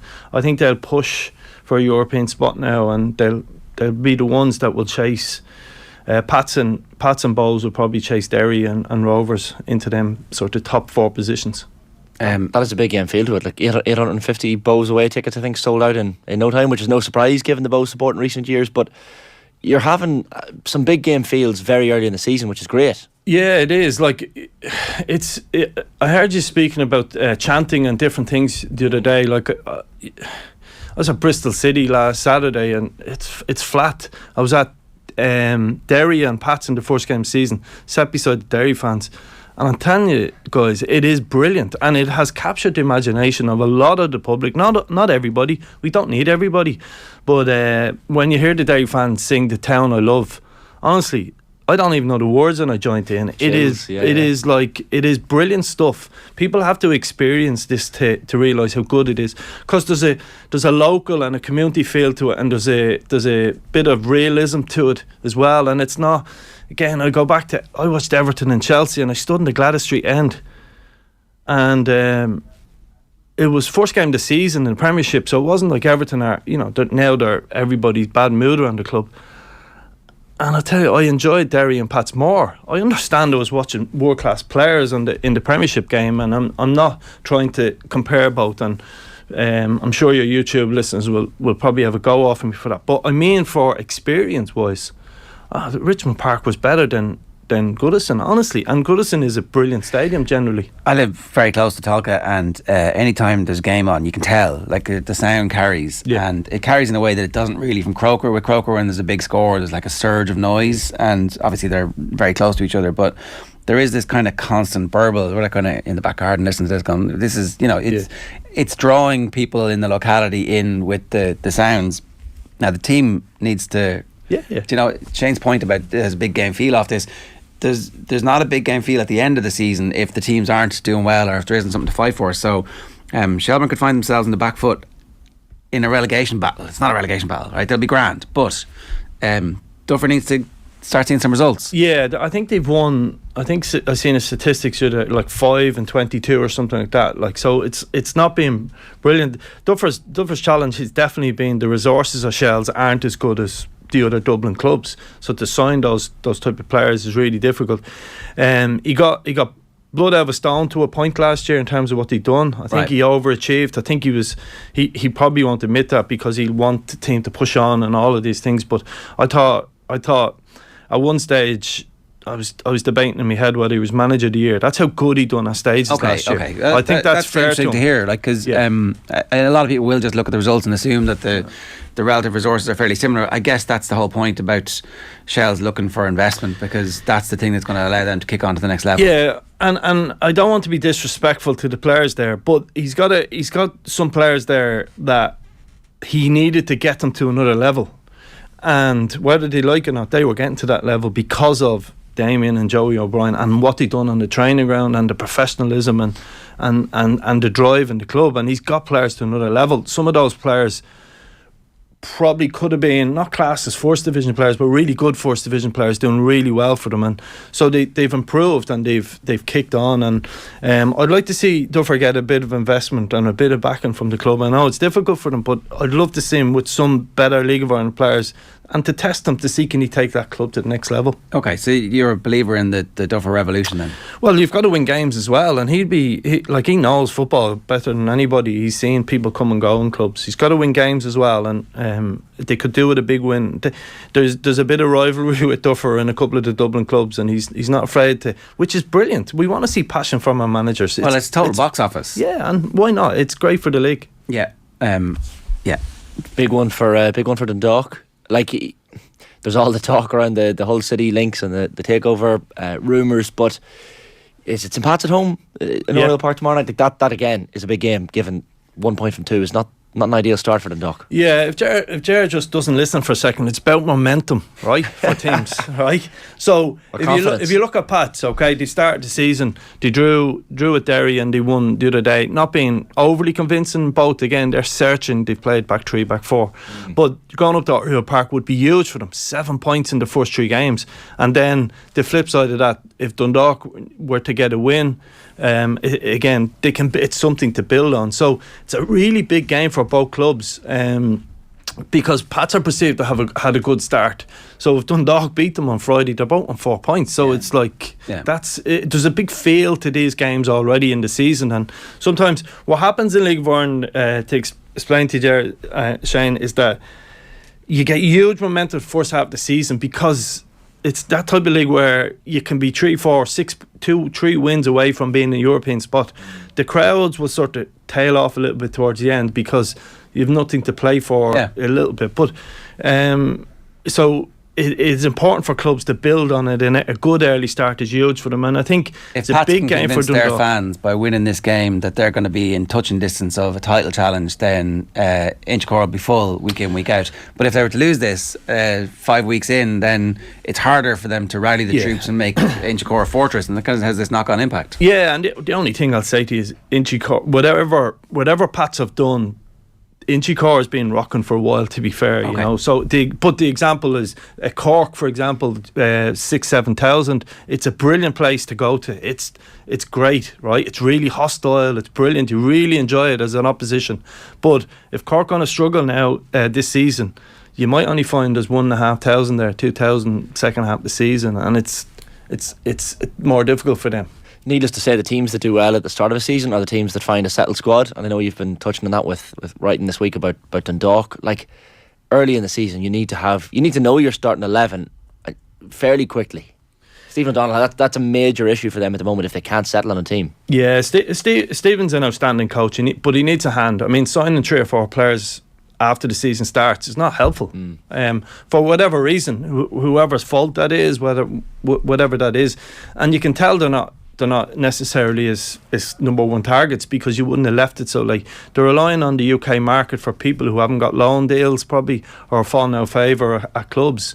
So it's not ideal, and it's not what they want, and it will affect the team. Dundalk deserve a little bit better. They deserve to be in a better place, and they need, whether that's the current owners putting their hands in the pocket, or they need investment, because for League of Ireland to grow, we need some real strength and depth, and Dundalk are one of them clubs. And to touch on it briefly, you look at the first division, Waterford and Galway, for example, are really. I'm not suggesting this, and I go against what people believe in, but League of Ireland sometimes need to manipulate the league to make it a little bit better. Both of them clubs should be Premier Division clubs. It would help us usually. As in extend to 12 teams next season. Yeah, and they did do it, and before, where they done it on criterias and different things, but we could probably do it them 2 clubs again. Full house in Waterford, RSE, you'd expect. Galway's brilliant ground, get good crowds when they're going well, so we could probably do it, adding them 2 teams in a little bit, and hopefully them get promoted. I haven't heard anybody else say that so far. Is it doing the rounds? Is this? Well, ideally what people would prefer is the likes of maybe someone like UCD to go back down to the first division and Galway and Waterford replace someone else. That's ideally what people want to happen. That's a little bit disingenuous on UCD because the amount of players they develop is frightening. I mean, are we not really lucky that UCD are in the situation that they're in, that they can play and be competitive as they are in the Premier Division? Yeah, it's a lazy comment people make about UCD. If you go back to the players that have been developed by UCD, it is far and away probably the best club for developing players in the last 20, 30 years.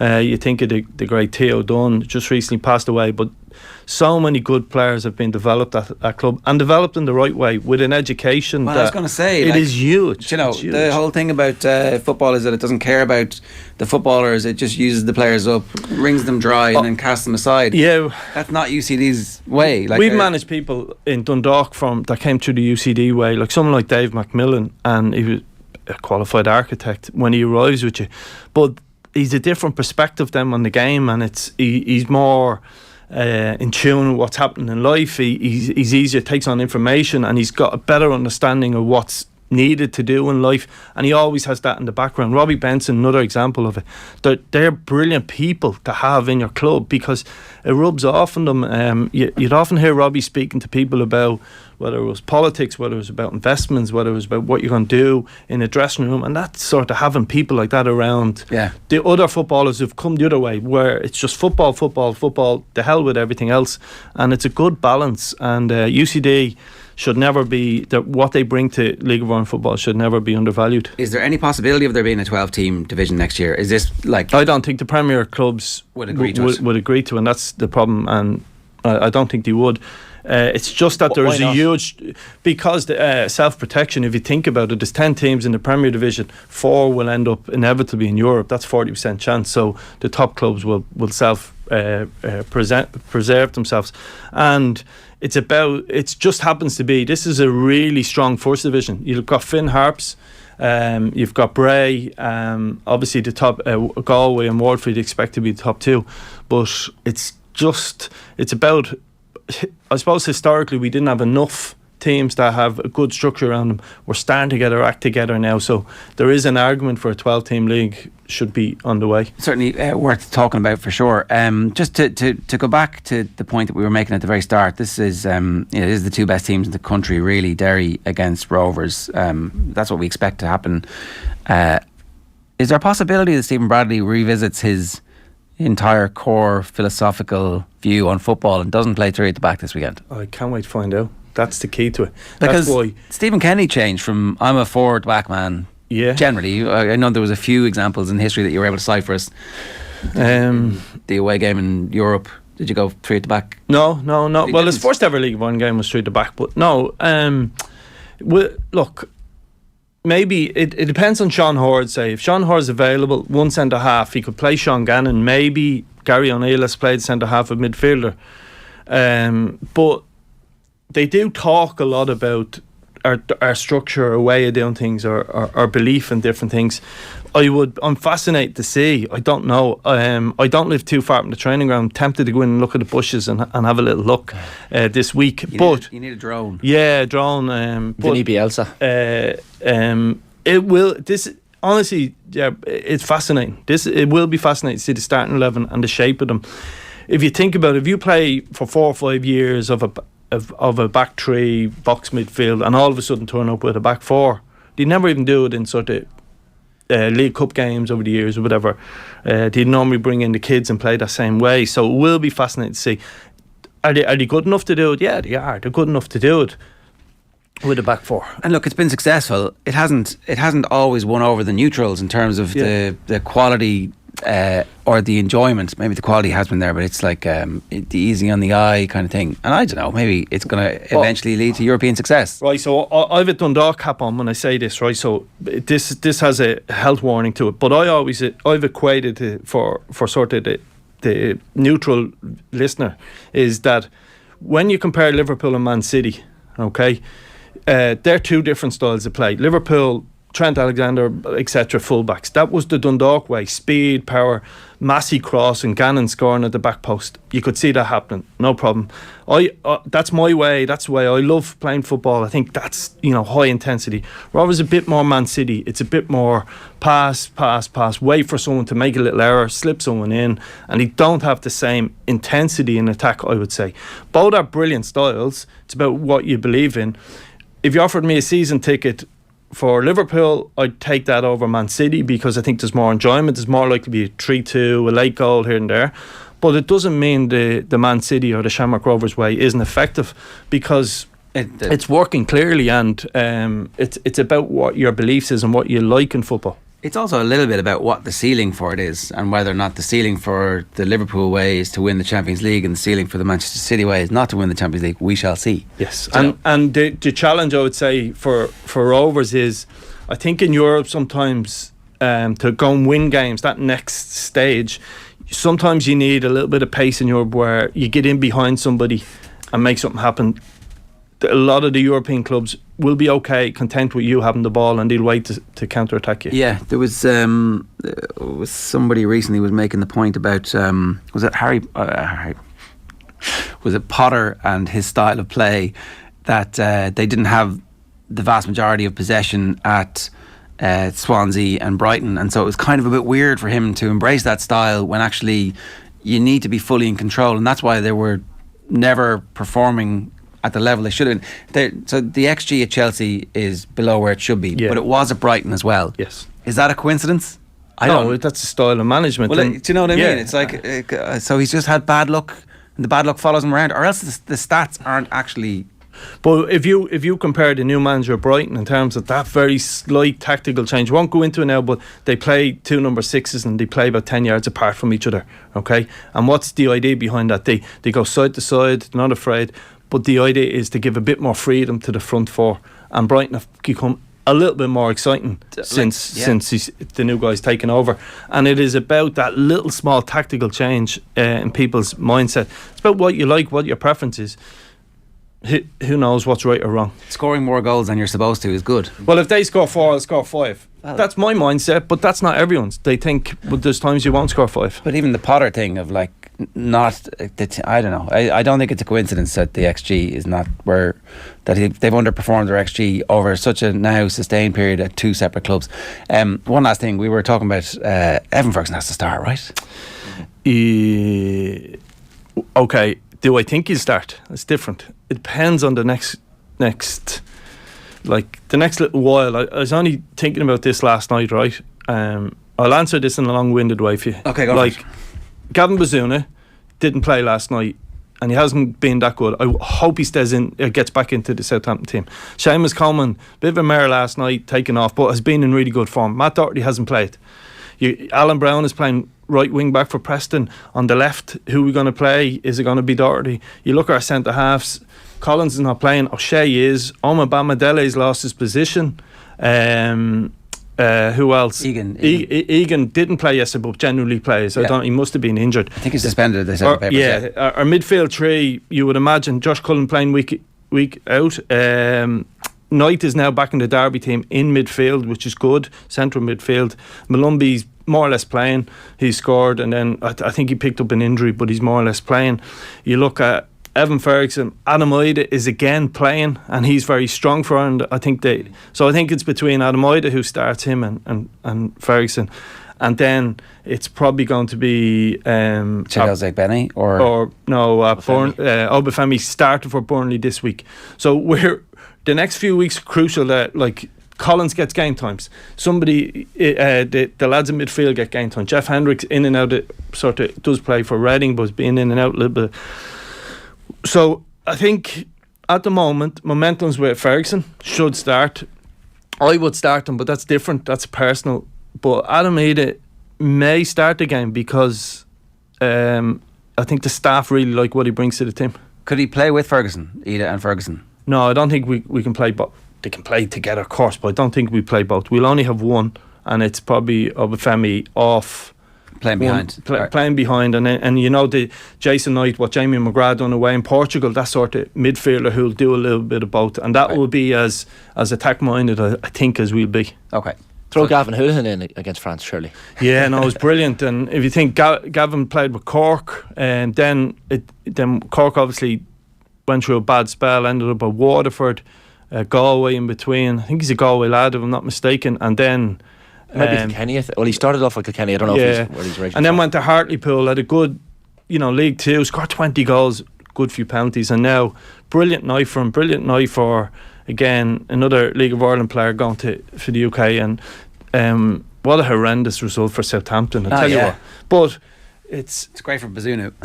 It's great for him. McCarthy did do okay, Ger. That's the only problem in goal. Made a couple of good saves, but I hope he gets back into the team. But brilliant night, great player, really good League of Ireland player. Won a league with Cork, and it's really good to see one of our own doing something on it. What FA Cup is still now, or becoming a world stage again, isn't it? Yeah, totally. And for those teams, and they've made that level. I think they've beaten 5 teams from above them already.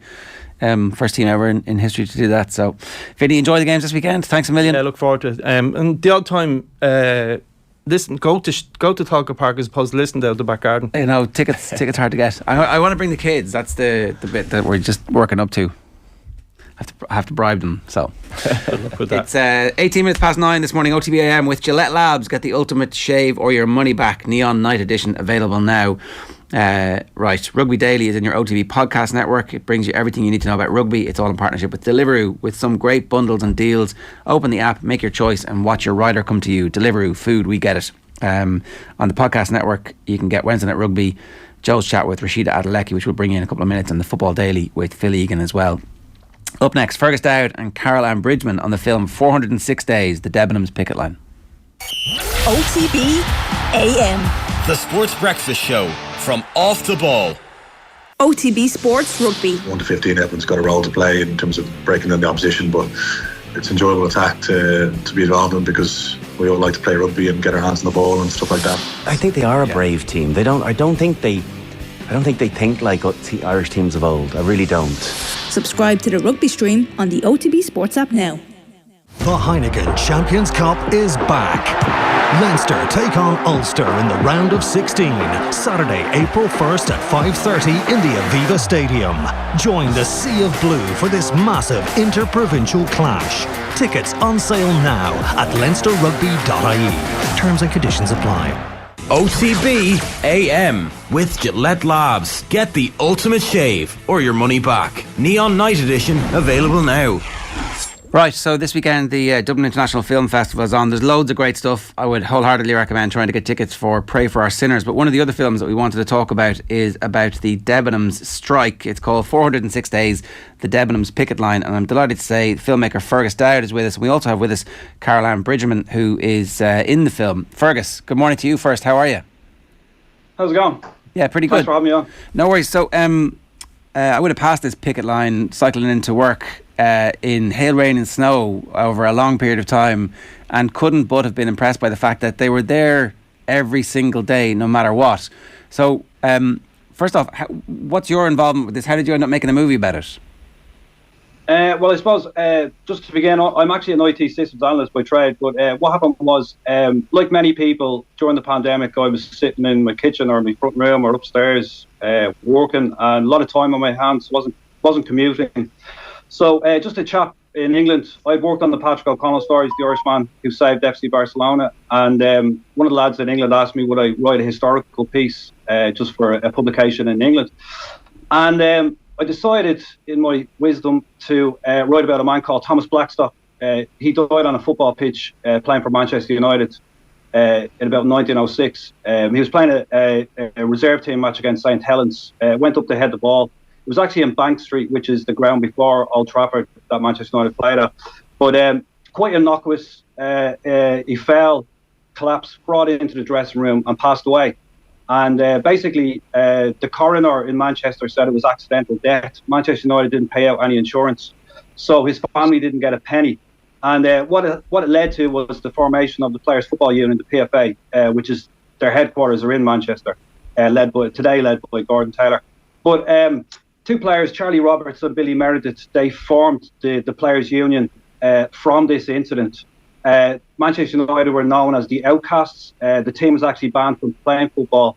And I suppose I'd also intertwined a bit of O'Connell in that when he went back to Spain in 1940, the supporters of Real Betis that had won the league, that had watched him win the league in 1935, this was his second stint in Seville at Betis. They were in a concentration camp 100 yards down the road. So I wanted to intertwine that with a modern day strike, all that stuff. And I just happened to come across the Debenhams strikers on social media, a lady called Suzanne Sherry. As you say, their strike began on the 9th of April 2020 when they were set to generic email and lasted to the 21st of May 2021. But she put me in, I just happened to mention to her, look, is there anybody on the strike who lives near Fitzroy Avenue where Patrick O'Connell grew up? And there was a lady called Linda Carroll. I'd never spoken to Linda before. I didn't know her from Adam. I just gave her a buzz, and basically she was in her 60s. She was a grandmother. I couldn't go down the road 2 kilometres or 5 kilometres or whatever it was back then. And she was getting up to walk down the road to Henry Street to sit on a picket line for 6 to 12 hours in the middle of a pandemic. She was 62 years of age. But she had this incredible story. Her grandfather was a man called Christopher Duffy. He was shot in the neck on the railway end in Bloody Sunday 1920. But he survived, and he went on to win 2 Leinster championships with Dublin. So I couldn't believe this when I spoke to her, and I intertwined her story. It was published in England, it was pushed by Pog McGall, and in Spain as well, because it was obviously O'Connell League. And I just happened to say to her at the end, can I, has anybody documented your stories? And so before the film, we wrote a book called Tales from the Debenhams Picket Line. And I suppose what I did was we just took 6 stories. I mean, there was Linda's story. There was Carol Ann's, who was the only picketer to go to the High Court, and also there was a young lady called Amy Hurrigan. They received a generic email just completely out of the blue in the middle of the pandemic to tell them their jobs were gone. She was painting the front room of her house with her mother. She just bought a house. Paul Quinn, whose a brother had introduced Dolores O'Riordan to the Cranberries. He was sitting in a hut for 406 days. His father was the former Lord Mayor of Limerick. And then, so you had all these different stories. Jane Crowe, who's the shop steward at Henry Street, she had ended up in ICU. She'd nearly died from the wear and tear of the strike.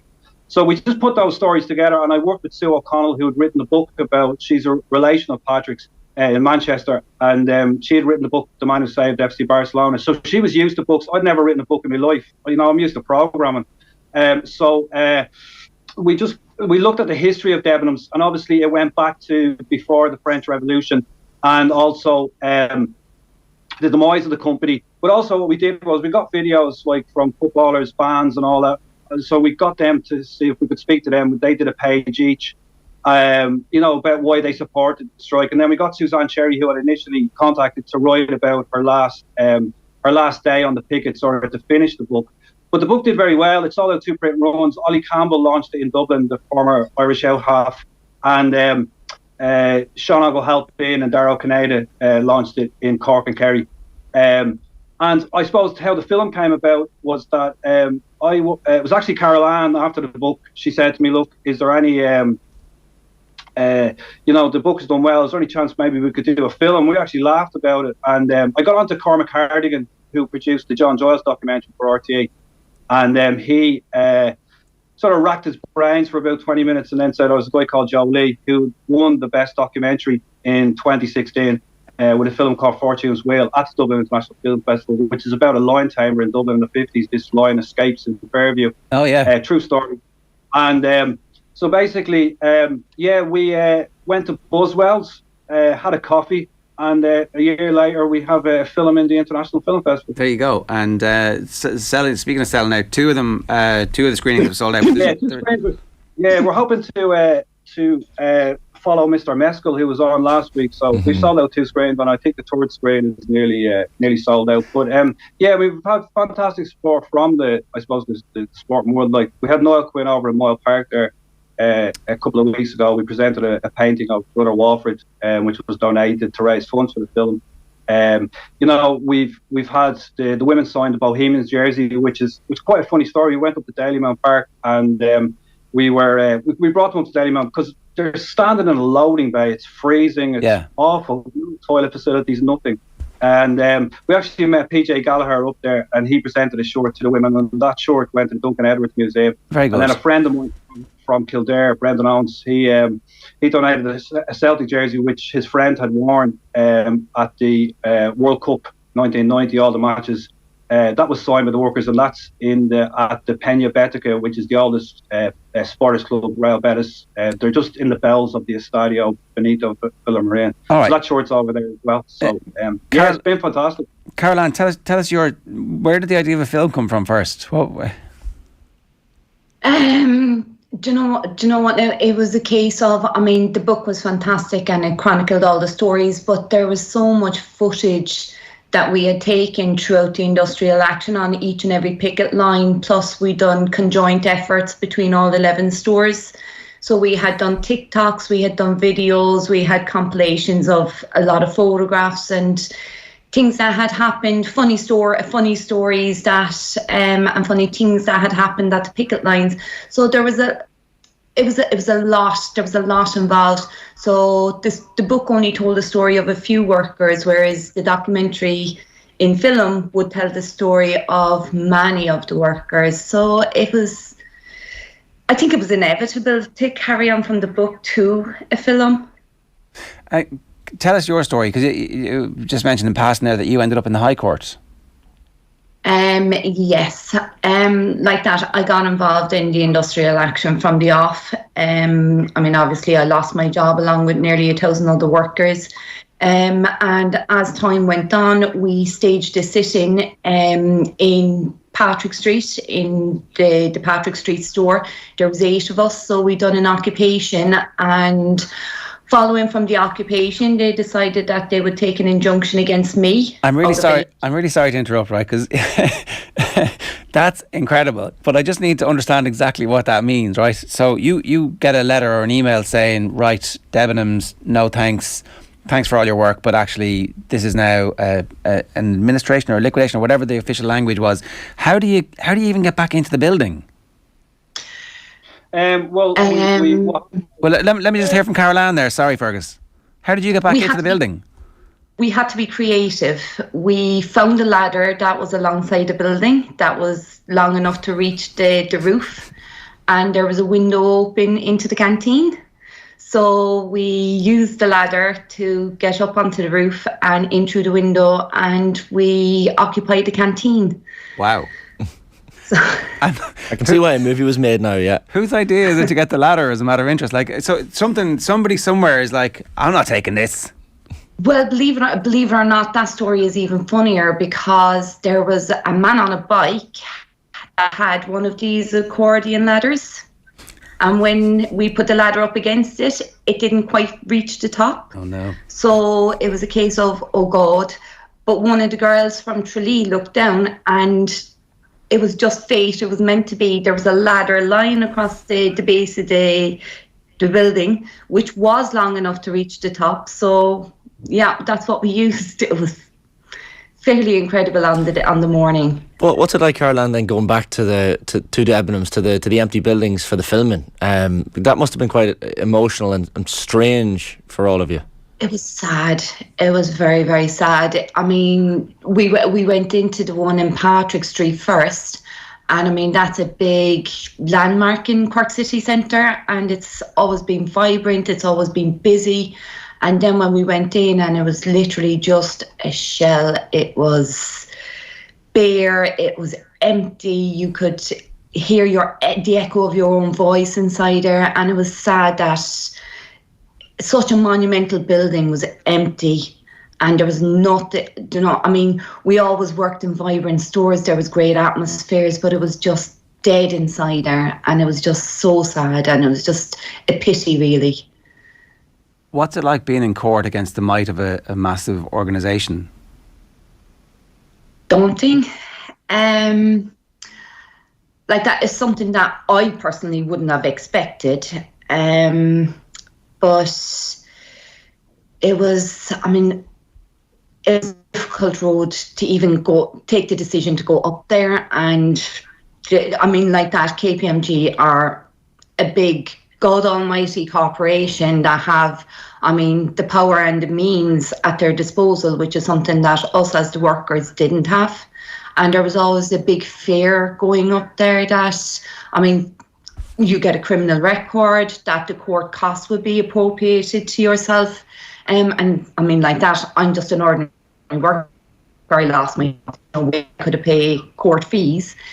And it was certainly enlightening when I went up there, because I think I went up there expecting that my voice would be heard, that I would be the voice of the workers, and unfortunately that's not the way the system works.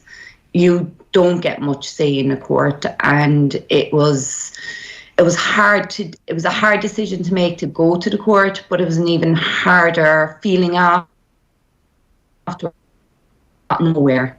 You didn't get heard. The workers' voices weren't heard in the court. We're just having a little bit of difficulty with your line there, Caroline, so I might go back to you, Fergus, for this one. Ultimately, this is a story that ends, I don't know, is it a story that ends well? But it's a heroic story of a bunch, primarily of women. There are some men, obviously, but who decide that they're mad as hell and they're not going to take it anymore. Yeah, I mean, I'd say it's 95% women workforce. I mean, I think the sad thing here is, and how this all worked and how it happened really was that, you know, on the 9th of April 2019, Debenhams was restructured in the UK. And what happened was the lenders took over the organisation. The lenders were three hedge funds, Barclays Bank and Bank of Ireland. And what they did was they took out a 200 million floating charge loan. And that date is key because, and what they did was basically they put that loan against the Debenhams, the subsidiaries, Debenhams Ireland, the Irish Debenhams and the Danish Debenhams. Now, on January 30th, 2020, the Danish organisation were released from the loan because there was interest from a German retail company in buying the Danish outfit. At the same time, Debenhams in Ireland didn't renew any of their trademarks in the Republic of Ireland. They had 36 trademarks. But on the 9th, in Irish company law, you cannot liquidate a company. A floating charge is invalid in any liquidation for exactly 12 months. So on the 9th of April 2020, to the day, a year to the day that the floating charge is signed off by the Celine Group, that's their name, the Irish side is liquidated. So the debt, they had a debt of 22 million, which isn't much of a debt for 11 stores. So the debt goes from 22 million to 300 million. So the company is liquidated. So we believe it was a tactical liquidation, and that the government should be looking into these things. Obviously, the Duffy Cat report is still sitting on someone's minister's desk, gathering dust. But I think the sad thing here as well is, as you say, it's women. You know, it's very much a human interest story. The film is told through their eyes and what they had to experience. And, you know, it's completely inhumane conditions. There's no toilet facilities. It's the goodness of the people that live in the areas. You know, they bring them over coffee. They say to them, do you want to come over and use our toilets? In Henry Street, there was a guy up the road, a Chinese, and he used to bring them down breakfast on a Sunday morning. They had Chinese for breakfast on a Sunday morning. You know, stories like that. And I think that the two key things with this film was that the reason why we had to make it so quickly and within a year, one, it was still raw in the people's heads that are involved in the story. And obviously, all the shop stewards were, you know, worked on this film in very much consultative roles. But the second thing was that we also had to get into buildings, you know, to film. And I think at this stage, I must know every property management company in Ireland. But lucky enough, Debenhams didn't own the buildings in Ireland. It was Rota Stores that owned the buildings. So we were also able to bring the workers in to film. And obviously that was very emotional. But as I say, you know, it's very much you know, I think on Saturday night at 8 o'clock, when people sit down to watch this, there will be sadness, anger, but there'll also be pride. And I think they're very much an inspirational group, and they've been fantastic to work with. Caroline, so we hear there the level of sacrifice, and so we had a derogation to travel into work, and it was literally in the middle of the pandemic. You wouldn't see anybody, but you'd see people at the back of the Henry Street store on Parnell Street blocking the loading bay, and every day you're like, Jesus, they're still going. It's incredible. But the sacrifice was real. Like, you missed your kid's first day at school. Yes, I mean, like that, there was massive sacrifices across all the different stores. And I mean, during the pandemic, people lost loved ones and they were back on the picket the following week. And I mean, like that, they were, no, thankfully, there was little or no cases of COVID on any of the pickets throughout, which was something incredible because we all maintained our own personal safety and the safety of everyone else around us. But yeah, there was a lot of sacrifices. I mean, like that, your phone was going constantly. When there was a red alert, you drop everything and you go run into your store. You could be down there for several hours at a time. Like that, it was just constant. Your phone didn't stop. There was meetings, there was time on that picket. And I mean, we were there, rain, hail, snow. We were there coming up to Christmas, and it was like it was never going to end. We were never getting the consultation between the union, between KPMG. We were never getting a break. And like that, the personal sacrifices for everyone. I mean, like you said, I missed my youngest daughter's first day attending primary school because I was in the occupation. The day I was up in court was the anniversary of my father's death. So I mean, that was just my story, but there was many more like that they had immense sacrifices within their own families and their own lives in order to maintain those pickets. I mean, Fergus spoke of Linda O'Carroll. I mean, Linda O'Carroll was getting up at 5 o'clock in the morning, every morning, and travelling in all weather conditions to get into the picket on Henry Street. And that was the same case in many of the workers. Well, listen, you did a great piece of work, not just for the people who work at Debenhams, but for everybody who comes after you. I'm really looking forward to seeing the film. Hopefully there are some tickets left for that third screening. My thanks to Fergus Dowd and to Caroline Bridgeman. The film is called 406 Days, the Debenhams Picket Line, and it's on the Dublin International Film Festival, and I presume it'll be on our TV screens at some point soon as well. Right, tomorrow's show, Alan Quinlan, Kevin Kilban. You had to be there with Nos Chowdhury, aka Bearded Genius, Fire Pit, and plenty more besides. Here is Ireland's track star Rashida Adeleke in conversation last night with Joe Malloy. Enjoy. I didn't think they could just walk away and not pay us. I actually get in a shiver now, even thinking about it. My God, that's our job gone. That's 24 years of my life gone. An email just stated, as and from now, we're ceasing trading in Ireland, and the jobs are gone. Like most retailers, Debenhams' Irish outlets are closed because of the COVID-19 restrictions, but it now looks likely its 11 stores here will stay like that even after measures are lifted. Today, its UK parent said it anticipated administrators appointed to its operations there will appoint a liquidator to its business here. We found out through a generic email that was sent to us. So we're all on the same boat. We don't know what's going on. The company siphoned off all our assets, including the .ie, over to the UK. The methodology of this was that you weren't even going to get redundancy. We can't let this happen. There's no way we can let this happen. We have to stand up for ourselves. We were only asking for what we were entitled to. The only thing we could do was stop the stock leaving. There was pickets stationed then at every store, all 11 stores around the country. I genuinely don't believe when we started out that I thought I'd be sitting there for 406 days. I'll be quite honest with you. The joint liquidator did not rule out court action in order to gain access to stock. Done everything right, never been in trouble with the law.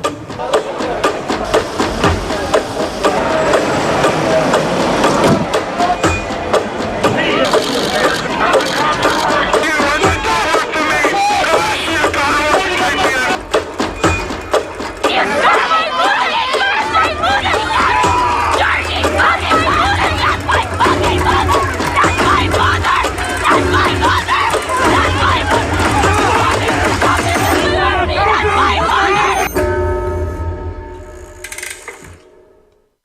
Now, you're very welcome back. So we are turning to an Irish athlete who is tearing it up, frankly.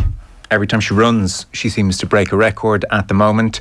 We are talking about Rashida Adeleke, who has announced a new deal, by the way, with Allianz Insurance. It's a partnership. They are very much committing to support Rashida's bid to compete at the Olympic Games in Paris next year. And we are very happy to say Rashida Adeleke is with us on the line. Great to have you on. Good to talk to you. Thank you so much. Good to talk to you too. You're too good at the moment. Oh my God, what's happening?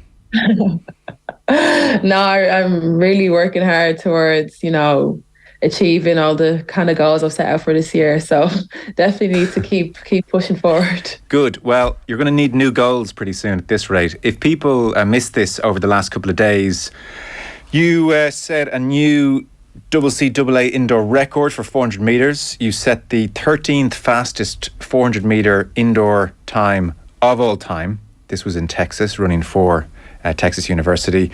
You broke your own national record at the 400 metres, ran a time of 50.33 seconds. I watched the race. For anybody who didn't see it, by the end of the first lap, you were well clear. You stayed well clear. You annihilated the field, and then you looked up at the clock and thought, woohoo, I've done it again. That's about the gist. Yeah, pretty much.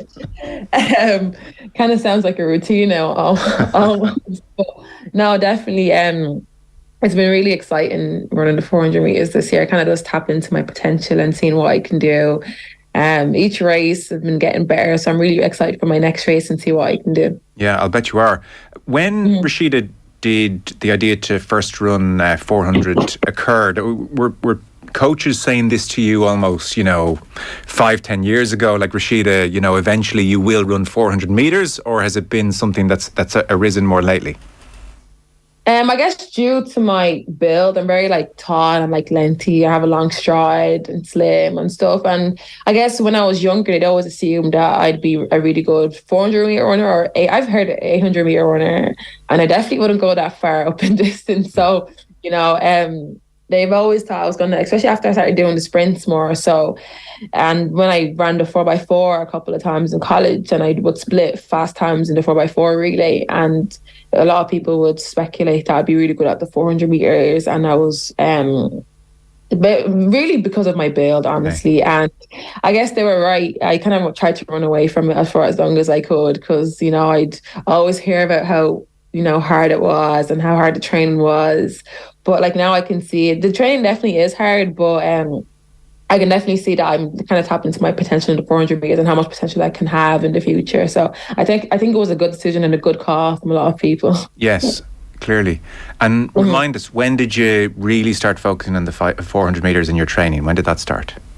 So I started training for the 400 metres in October. So as soon as, whenever my break was over from the season, I started training for the 400 metres. It was definitely a big adjustment due from the short sprints training. It's definitely harder, more strenuous on the body, but I can see the results. So I'm really happy with how it's been going. Wow. Only since October. I mean, these results are quick. You must be thrilled. No, yeah, I'm really excited to be able to improve this much. These are times people would wish to run in their entire career, and after 4 months of training, I'm running it indoor. So I'm just absolutely delighted with the progress I've made, and I'm really excited to see where I can go after a year of training, or 2 years of training, 3 years of training. Yeah. Amazing. Wow, I didn't realise it was that recent. That's incredible to be running these times. I mean, that is so exciting for you. The training difficulties you mentioned. So I mean, I the 400 metres is always famously talked about as so difficult, because you're almost full speed for almost the full amount of time, and people talk about the that last 100 metres as being just no fun at all. So what's that like? Yeah, I know when I was running it last year, the last 100, last 50, I'd be so tight, so tense. I feel like I was running backwards, honestly. But now, because I've actually trained for it, and I'm a little bit more used to it, I know how to kind of somewhat pace myself, that it actually doesn't seem as bad. It's really just the training. The training is absolutely awful. The training definitely makes me want to reconsider my career choices. like, maybe I don't want to be a professional athlete.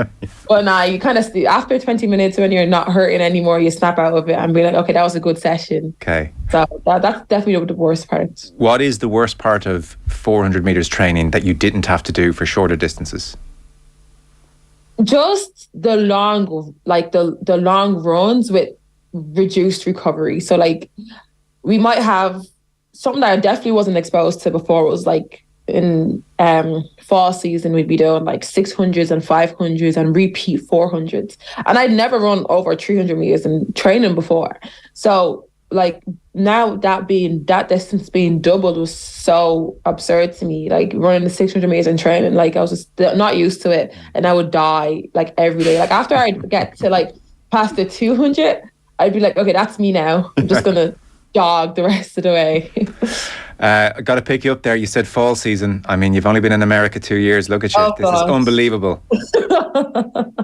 No, I sometimes find myself picking up on some little lingo, some little slang and little things like, you know, I'm going to the shopping centre, I'm like, I'm going to the mall. I'm like, oh my God, I need to stop. Oh no, I'm going to go to the mall and get the elevator. I can hear it now. Yeah, I need to stop.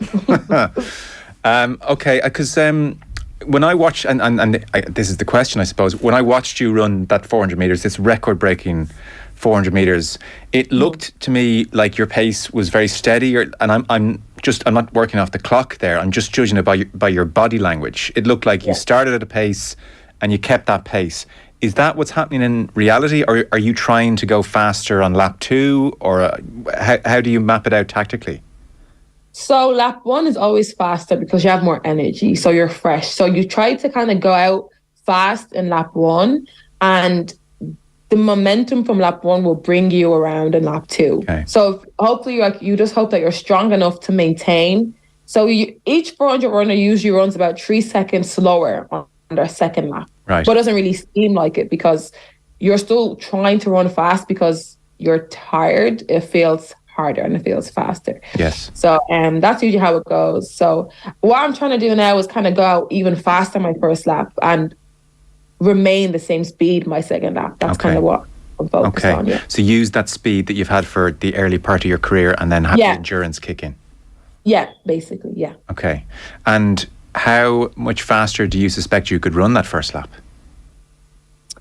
Maybe like, I could honestly run it way faster, but it's kind of how much will I pay for my second lap. Yes. So you definitely don't want to be walking back home on the last 50 because you'll definitely get caught by a competition. So I was kind of just finding that happy medium of, if I go out this hard, that's what I'm trying to do with my coach right now at training. Yeah. To kind of get used to that pace. So like, if I go out this hard, how fast can I return my second lap? So that's definitely something we're trying to figure out together. And a lot of it is based on how fast you're running an open 200. So my 200 PB is 22:52. Yeah.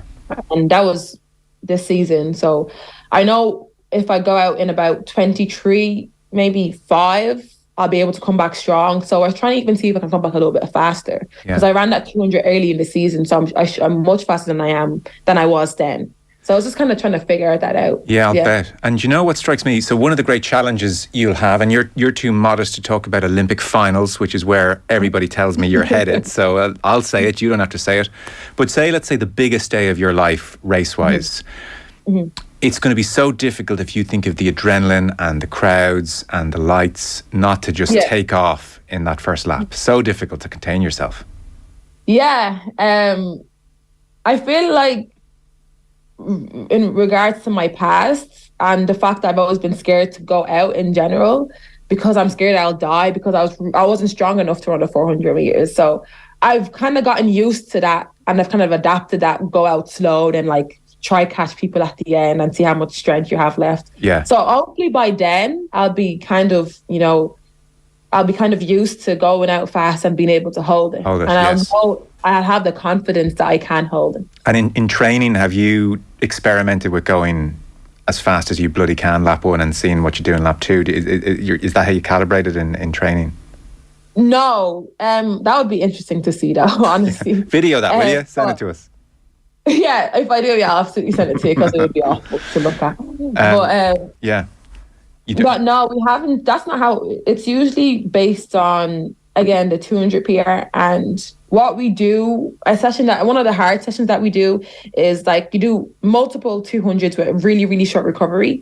And it's usually your very last 200, it's supposed to tell you how fast you can finish your 400 meters in. Okay. So my coach is a lot of like maths and, there's a lot of like detail that goes into it. So he'll take whatever you run that last 200 in that really hard workout, and he'll take that, you usually add a second to it, and that's what you finish in. So then he'd add that with your 200 PR, and it's a lot of, it's really complicated. Yeah, He tries to explain it to me, and I just do exactly what he tells me to do. Honestly. Okay, trust the science and the experience. Yeah, I just trust. Yeah. He's like a scientist almost, so I just trust the process. I'll run, you talk, deal. Yeah, basically. University of Texas. Why did you pick Texas? So one of the main reasons was Coach Flo reached out to me, and at the time I didn't really know much about collegiate coaches, and I kind of looked at his resume, and he coached world record holders, world champions, Olympic medalists, all the good stuff, and just seeing how many accolades he has as a coach, how decorated he is, and he can coach multiple distance, multiple events. And that kind of what drew me to actually look at the University of Texas as an option. And then when I kind of did my research, I went on a visit. Academically, the University of Texas is second to none, honestly. Like, to be able to have the resources and the facilities that we have, combined with the education aspect, it's a very prestigious university. It's a Power 5 school in the US, and it's very, very hard to get into. So having that combination of those two, and also like the social aspect, the University of Texas is in Austin. It's a very like lively city. It's very young, and there's a lot to do. So I feel like it would benefit me. It just gave me the environment that I needed to be able to succeed in every single aspect of my life. There's so many opportunities in Austin. And what are you studying, Rashida? I'm studying corporate communications. Okay. Going well? Demanding? Yeah, it is. It's kind of like business, but you can also go into like different sectors like HR and like media. And I feel like because I was studying economics, and I kind of chose that for the fact that, it's very progressive and, post athletics wise, but it just wasn't something that I was interested in. So I decided to kind of go into a sector that I was interested in, and I feel like athletics would give me a lot of opportunities in the corporate world. So it's really interesting what I'm learning, and a lot of it can actually help me as an athlete. Okay, fantastic. And do you feel homesickness, or are you happy out? Life is good? Because even in the 10 minutes we've spoken, which obviously is not a full representation of anybody's mood, you seem like you're in a very happy place. Are you finding it tough being away, or no? It can be hard sometimes, having my family so far away. But my mom calls me every 5 minutes, so it's honestly, it feels like she's here, and I have a really good like team environment. It's definitely one of the reasons why I came here in the first place. The team is very like family orientated, especially because we have so many international students. We all kind of get along really well. We have, team gatherings, team functions, like game nights and stuff. So, we're all very close. So it kind of gives me that family environment, like family away from home. So it's the wonderful thing about sport, isn't it? Any advice to any young person going to college, if they ask me, I would always say, even if you're not sporty, find something, because you'll just plug into 20 people in most team sports that you'll be mates with instantly.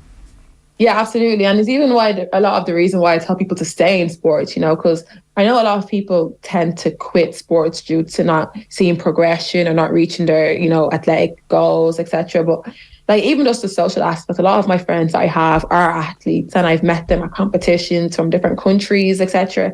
And a lot of the connections I've made is due to sports. And like, I just feel like it just gives you so much more opportunity, because you'll see people from all different types of walks of life participating in your sport, or you'll see them at competition. So I just feel like it gives you so much opportunity. Because in your record-breaking run of late, the 50.33 run, people may not realise it was a Texas 1-2. And so I must say, it crossed my mind, yes, it's a team, but it's an individual sport. So I wondered if number two was saying, God damn it, Rashida, I hate you. No, probably not, because, push each other on. Like, she's my main training partner. It's usually just us two training together, and like we definitely push each other on. And we definitely know what we can achieve, and we know, like, you know, although it is an individual sport, there's never any hard feelings or anything like that. Yeah, I'll bet. What does the rest of this year look like for you then? What are the big markers that you've got circled in the calendar? Budapest World Championships is definitely one of the highlights of this year. Definitely looking forward towards that. And there's also European Under-23s, which is in July. And then you have like NCAA championships, indoors and outdoors. So those are like the main four competitions that would kind of be like the staple competitions throughout the year. And you don't have to share them with us. Have you got goals? Have you got certain markers? If I hit those, then I'm happy. Yeah, I always have goals. Sometimes I try to go into competition with no goals, because then, you know, you're just kind of open towards anything. But, you know, I do set little minor goals for myself and hope to achieve those. And yeah, that's really usually the goals. Yeah. Very good. How many hours a day are you studying then, as well as your training? Well, we're getting into midterm season, so we're having a lot of exams and papers due. So it's definitely increased since. So maybe about 3-4 hours a day. And, you know, that's just pure studying. And then if I have assignments to do, that would kind of be on top of that. So it's definitely a lot. But trying to just kind of manage it and like reduce procrastination is probably the biggest thing.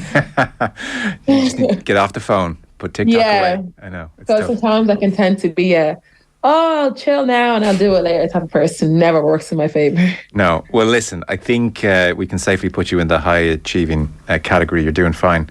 Congrats on the success. Well done. I mean, a brilliant partnership with Allianz Insurance, and they're going to be a support to you right the way through, hopefully to the games in Paris next year. And an amazing couple of years coming up for you. I mean, you're flying at the 400 metres. It's fantastic watching you do it for Ireland. Got to say, it's great. We're all behind you, so keep it going, and we'll talk to you soon. Thank you so much. Thank you. Rashida Adeleke with us on the line there from Texas. OTB AM with Gillette Labs. Get the ultimate shave or your money back. Neon Night Edition available now. Off the ball.